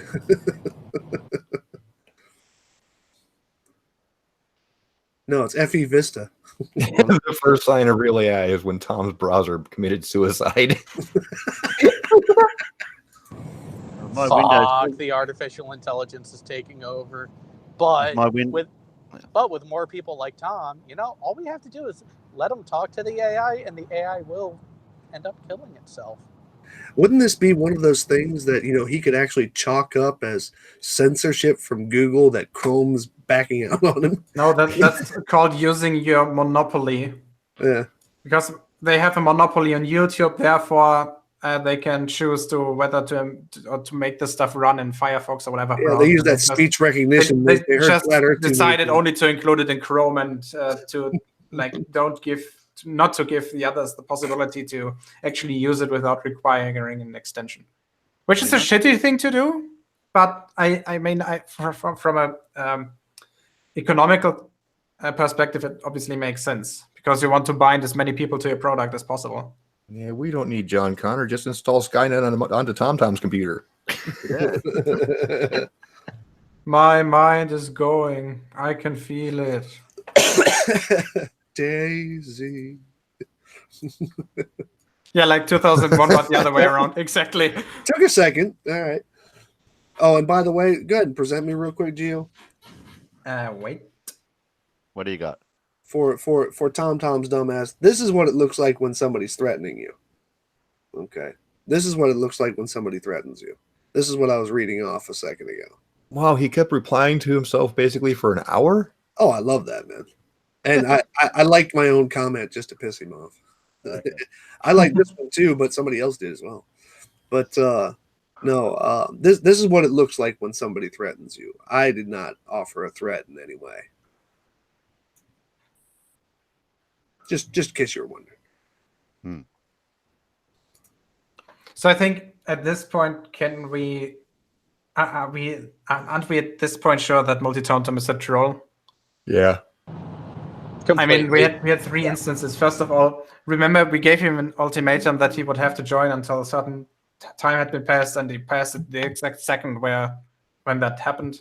Well, he was the one that was on there with curved water, and he was explaining how you only need one antenna to give you GPS. Yeah, because no, that's not the point.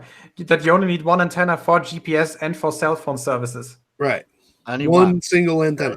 Okay. Because it tells you where you are. Were his words.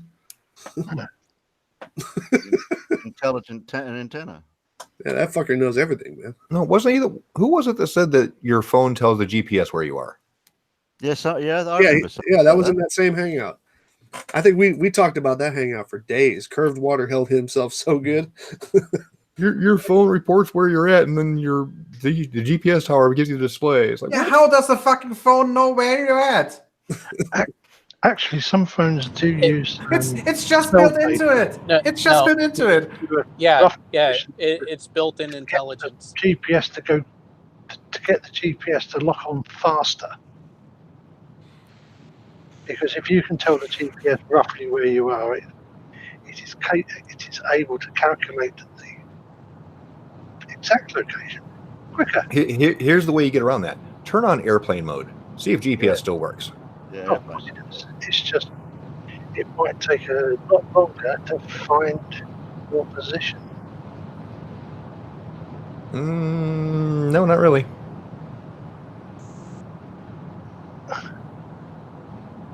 Because you have the option to use Wi-Fi enhancement to help pinpoint your location more accurately than just GPS. But if I'm on my home Wi-Fi, it'll actually ping me in Chicago through the Wi-Fi GPS because that's where my internet service provider goes through. So it argues whether I'm in Chicago or where I live. It's constantly flipping back and forth when I'm on the Wi-Fi at home. That's weird. So I tend to leave the GPS assisted GPS or the Wi-Fi assisted GPS turned off because all of our service providers in this area go through Chicago. Right. Yeah, but wait. That the reason why the Wi-Fi enhancement is used is it pings the servers that actually touch base with your device. It doesn't have anything to do with your ISP. So basically, if you were rolling through my neighborhood, it would say that your device was at least in range of or touching an IP address that's here. Yeah, And my IP address is out of Chicago. If you ping my IP address, it will say I'm in Chicago. I know, but what that's doing is that's just saying where the last hub that you can ping through is from your ISP. However, that has nothing to do with what do you call it? Which IPs are in range of your device. I think you got it backwards, man. Because what it does is that your device uses that information. It'll turn around. It'll ping out all the SSIDs that are available. It'll get those IPs. It won't be able to connect to them, because most of them are secured, but it does see them. And so therefore, what it'll do is it'll take that information, gather it, pump it through your whatever your mobile data is being used, and then that will be compared off of Google servers to find out what location those IPs are at. Yeah, but stop. Where does Google get the information from? Is it like scanning the Wi-Fi networks with their Google Street View systems, or are they also just pinging the internet service provider? No. Your phone touches base with local, any of the local routers that are in your area. Yeah, I understand that. And then once it gets that information, it shoots that through your mobile data to Google through Google Maps. Oh, okay. Well, basically, your smartphone becomes the bug then.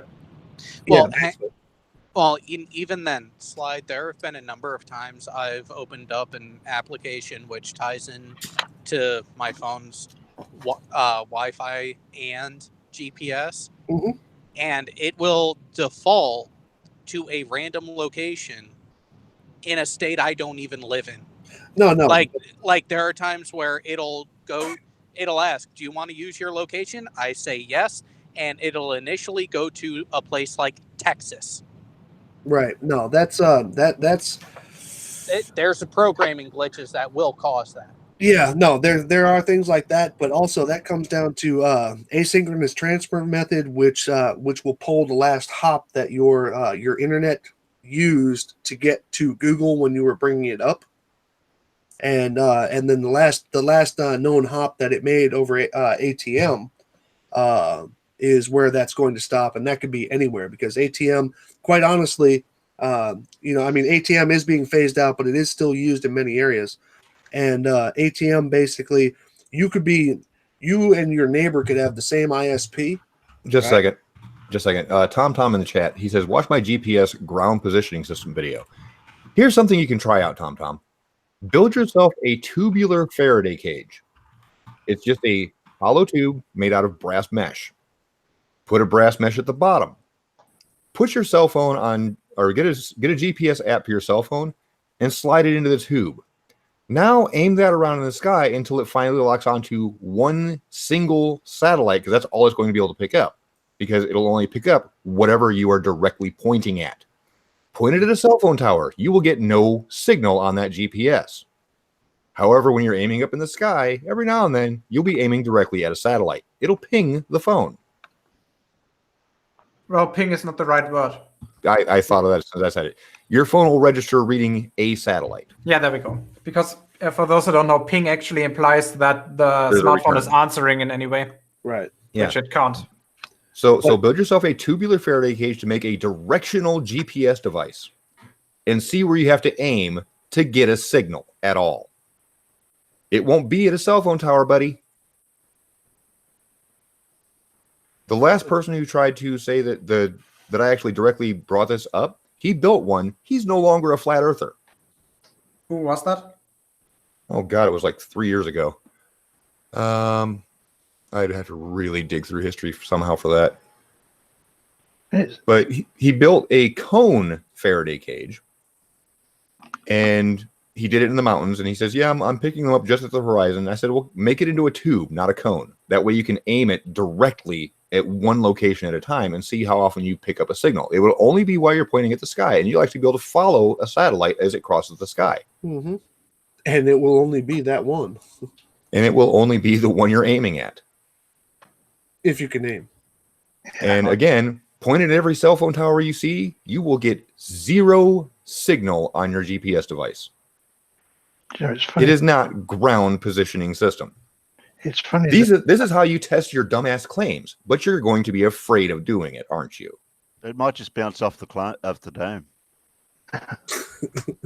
Yeah, but here's the thing. Don't give them excuses. But here's the thing. You can follow it as it crosses the sky, which means it's not a stationary ground target. Yeah, you'll lose it if you remain stationary.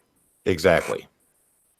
I've been challenging TomTom to come and talk to me about that video since we discussed it in January on one of Geo's Hangouts, when he was due to come on and talk to us about it. He keeps refusing. Odd that, isn't it? And oddly, there was a ground-based global reach navigation system called Omega that worked off 4 towers, but at very, very low frequency. What was the accuracy again of Omega? Oh, I think it was about 20 miles. That's still good enough, I guess. If you're in the middle of the Pacific Ocean, yeah, it's not bad, is it? When there's nothing else. Yeah, it gets you pretty much within visual distance, and then you can. Would have been enough. Would have been enough to find MH370, I guess. No, because again, it was still a receive-only system. GPS transmitters duct tape onto a specially bred carrier pigeon so they can fly across the sky at Mach 24. It worked in exactly the same way on G before it. It wouldn't be pigeons; it would be golden eagles. Yeah, get it right. You know, Alan, when you talk about telecommunications, I imagine a telecommunications documentary by Richard Attenborough, because that's exactly how that sounds. TomTom hasn't said anything since I proposed the experiment that he could do himself to prove that it's not ground based. He's trying to go unroll a roll of toilet paper so he can help you out, man. The bit I like most about Omega, the 400 to 600 meter tall towers. That's pretty fucking big towers. Yeah. A couple of them then got used by the US Navy for the ELF sub-communications. Mm.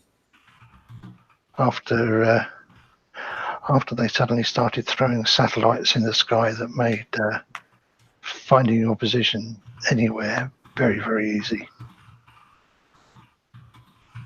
Hold on a second here. Alex Russell, are you a flat earther or are you just spitting out text there? Because we can get into high altitude balloons and how Rob Skiba proved that you can bend water and the curvature predictable from altitude.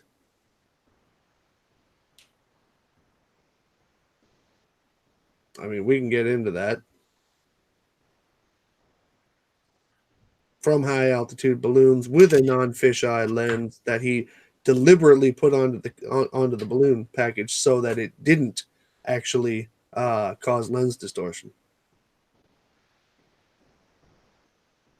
But you know what? I'm not going to waste Geo's Hangout on that. Just go ahead and feel free to go over to my channel, SlySparkane. Go over to my channel and look up the video.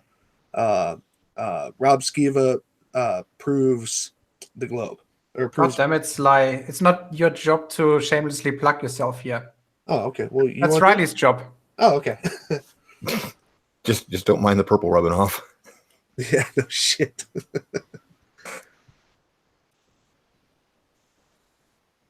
Look them up on, been there, done that, analyze the footage.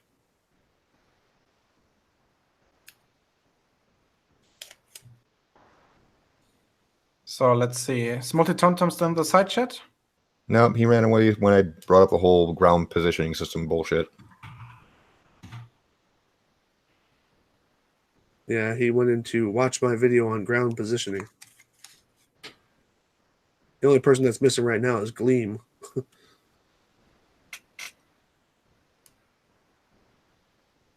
Yes, Google has had experimental high altitude balloons trying to provide internet to locations that don't have it. And yes, one of them actually crashed. Actually, I think two did. They tried something similar with solar-powered planes. Well, didn't work as well. RC plane, but that's no, like bigger ones, like almost 30 meters or so of wing size. Holy shit!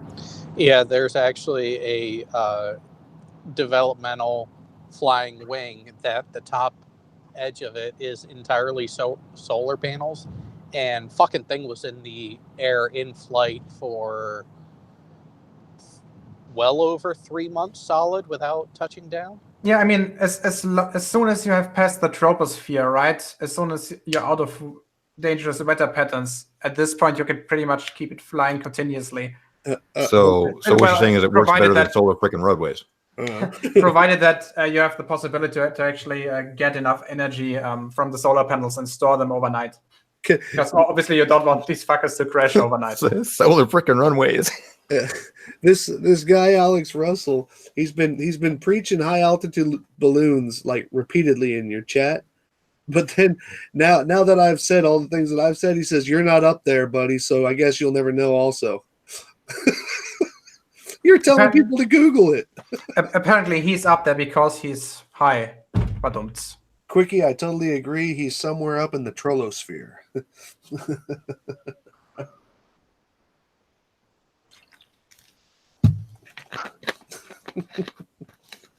Moron. So yeah, I think we need to cut this Hangout into little pieces in the future, just to make a compilation video on MultiT0mt0m actually. Dare I say it, chickening out? Tao, you're up. Oh yeah, definitely. Tao Seti Sitai Tao. If you're still in the side chat, and apparently you are. Now that you said you wanted to cut it out, now he's saying send link. Oh my god! Yes, he's trolling. He's trolling at this point. No troll. Go away. No, no. We're actually gonna invite him in here again, and we're gonna press him on the single question until he fucking answers that one. So Okay. MultiT0mt0m, I'll post the invite link in one of your videos. That's the dumb thing. He's actually still in the damn back chat. All he got to do is open up Hangouts. He just got to hit the join call. Yeah. Again, he doesn't need the link. He needs to be non-fucking retarded, which I know is a massive stretch. Okay, MultiT0mt0m. So let me share my screen. I can show you how this shit works. If I can figure it out, anyone can. Okay, so this is Google Hangouts. You search this one all the way on the top. As you can see, this is the one you're in. And then you click on this camera symbol to join the Hangout. That's all So you you gotta don't do. You don't need the need link. the fucking link.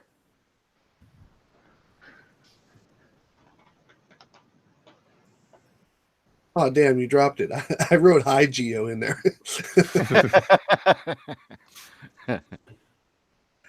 All right, well, gents, even though Oh no! Don't go away now. You have to stay here and actually tear MultiT0mt0m yet another it's one. halb 11. Sleep is for the weak, Sly. Suffer, suffer. Your sadist master has spoken, Sly. Fuck that. He's from Bavaria. You know that we Franconians don't like the Bavarians, right? Yeah, but then move But out. you guys make some really good donuts. Move Wait, out to what? a state. You're Wait, gonna pay wait. for this, Sly. Wait, why wouldn't the Bavarians love themselves? Well, Jared, the story behind this is that Franconia only became a part of Bavaria about 200 years ago. Let's just say it has a lot to do with all the excess cream they have. Which is a rather short time, actually, when it comes to German history. So culture, language, customs, everything's different. Come on. Franconia was bitch made by Bavaria. Actually, by Napoleon. Well, it's also Yeah, it was given to Bavaria after the Napoleonic Wars ended, 1817, I think. So what year was the Bavarian cream donut made? I don't know. Wait, there's a Bavarian cream donut? Yeah, that's the best donut, man. Yeah. What is it filled with? Custard. Wait, what the fuck is custard? All right. Have you ever heard of a Boston cream donut? I just don't know the word. I just have to check it up. Give me a second.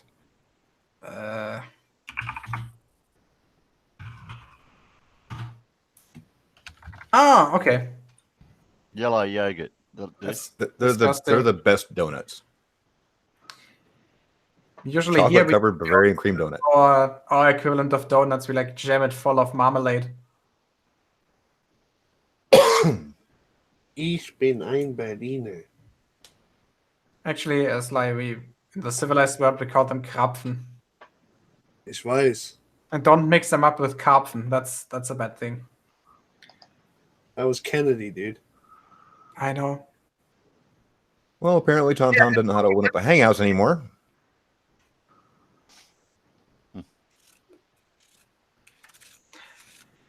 Okay, MultiT0mt0m, I'll send you the link again.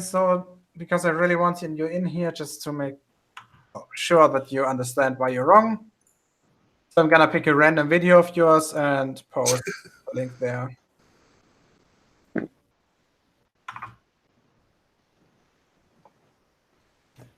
All right, no, but guys, I really do have to get though. Yeah, it's fine. Okay. And Gio, if I don't talk to you before then, we'll see you on Saturday.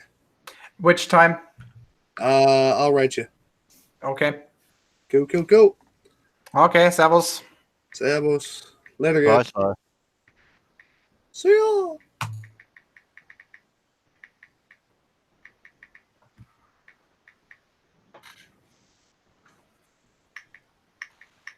Quickie, a slice experiment will be performed in Franconia. So he's pretty much dead. He just doesn't know it yet. Oh fuck, he's still in here. No, he isn't anymore.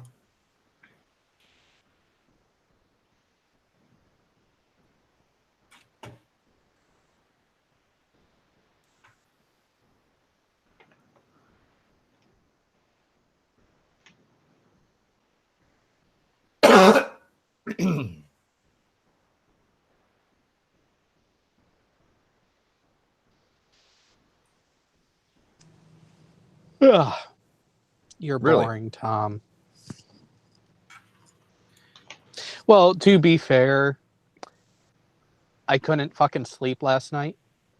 And I was supposed to have this meeting with my boss at around 10:30.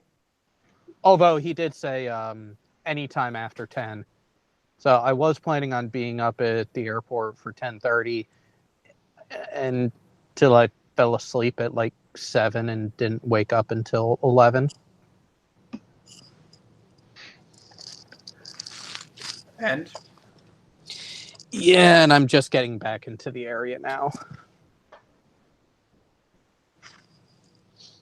But I'm fucking exhausted. well, it could be worse, I guess. At Yeah. least Earth. No, Oh, no, good Lord. no. It could be worse. I could be Brett Keane. Oh.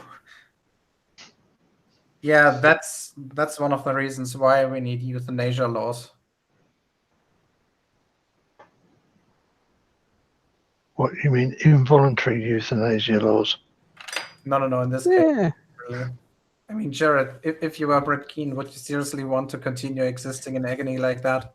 Oh, hell no. But then again, someone like Brett Keane needs to be put out of our misery. Well, Tom's boring now. I think I'm going to cut out. Let's give him, let's say, 2 more minutes. You've given him he's how had many enough hours time. now? This is. I'm giving him exactly 1 more minute. 1 more minute. So 55 seconds starting from now. If he isn't in there, then we'll just quit it. Well, I've sent you the link again. Refresh your notifications. You will see it. I mean, how hard is it for him to go to fucking hangouts.google.com, look at his thing, see that he still has an active call going on, and just join it? 30 seconds.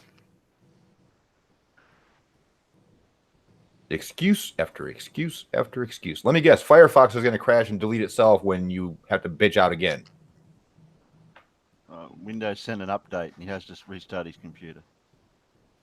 10 seconds.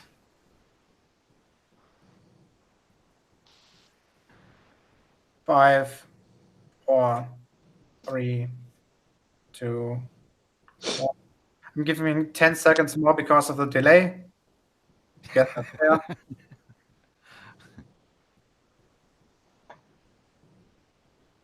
And that's it. No, So and he didn't even comment the whole delete time. that comment. That's the most important shit. No, he didn't even comment that whole time. So yeah, at this point, I'm pretty sure that he's a troll. He did this on purpose, definitely. Yeah. So yeah, Tao, if you're still in the side chat, check out this thing, how he behaved, and then put that into your next compilation. If we didn't get him on that nitrogen thing, we. Oh God! Now, for fuck's sake, it's not working on the Firefox extension. Bullshit, Tom. You're an idiot. You're a lying little prick, and you just bitched out. Is all it was. Liar! Wait, Liar! Again? MultiT0mt0m says, "Gee, oh fuck's sake, it's not working on the Firefox extension." Bullshit. Jeez. Okay. Anyway. Yeah, then fucking use Internet Explorer. Oh, for fuck's sake. He's just fucking bitch made done. Yeah, I Dude, mean, I'm done. how long have we been waiting for him? 20 minutes? Heck, I could Too long. install Windows during that time. Fuck. Two cups of tea and 4 cigarettes.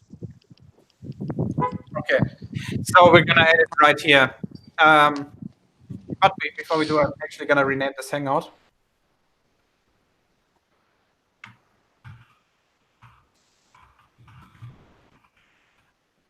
Oh no, Tom, your laptop's not fucked. You are.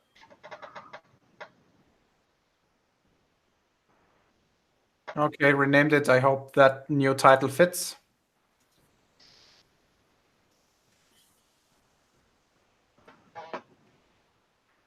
Did it register? Get it. Yes, now it has registered. Okay, so I think we're gonna stop it right here. As you can see, MultiT0mt0m's not gonna join. He just like trolling us literally. Excuse after excuse is all it is. It seems like that, yeah. Okay, is there anything else you guys want to talk about? No, not really. I'm frustrated. Dumb. Really? Jared? Yeah, he's not worth it. Okay, I can pretty much agree with that at this point. I don't think I would have learned anything else. I don't think you could have learned anything. Okay, so we're gonna end it right here.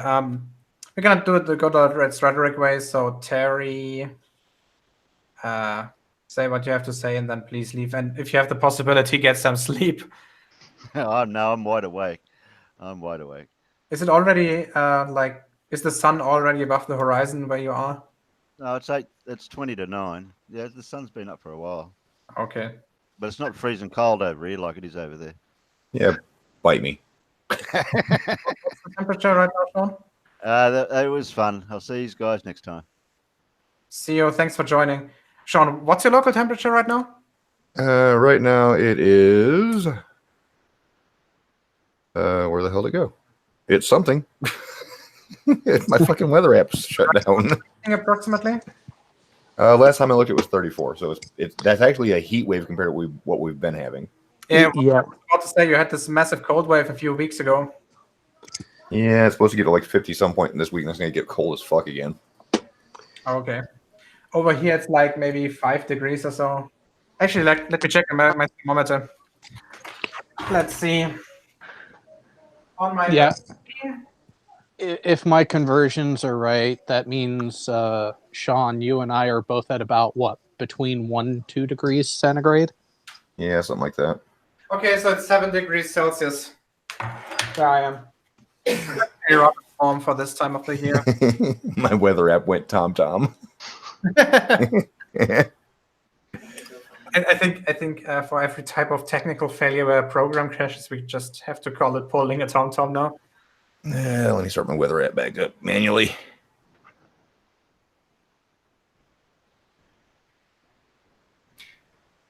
Hey, it's actually rain. Holy shit. 36 degrees. Woo! Ooh. Okay, next one. Alan. Say what you got to say and then get out, please. It was interesting not talking to TomTom very much again, so thank you very much and good night. See you. Yeah, I think this Hangout has one of the worst time talking to a Fleur ratios of all Hangouts ever. Because, well, how long was it? Like 5 to 10 minutes at most. And over an hour trying to get him into the Hangout. Yeah. Okay, the last two of you, Sean. It's all been said. Take it easy. Okay, thanks for joining, man. And last but not least, Jared. Oh, Tommy boy, who's the liar? Oh, wait, that would be you. Well, either he's lying or he's just really, really, really, really stupid. I don't know which one it is. I think you have to come to your own conclusions here. So thanks for joining. See you next time. And don't feed the trolls anymore. That's just a bad idea at this point. Bye, guys.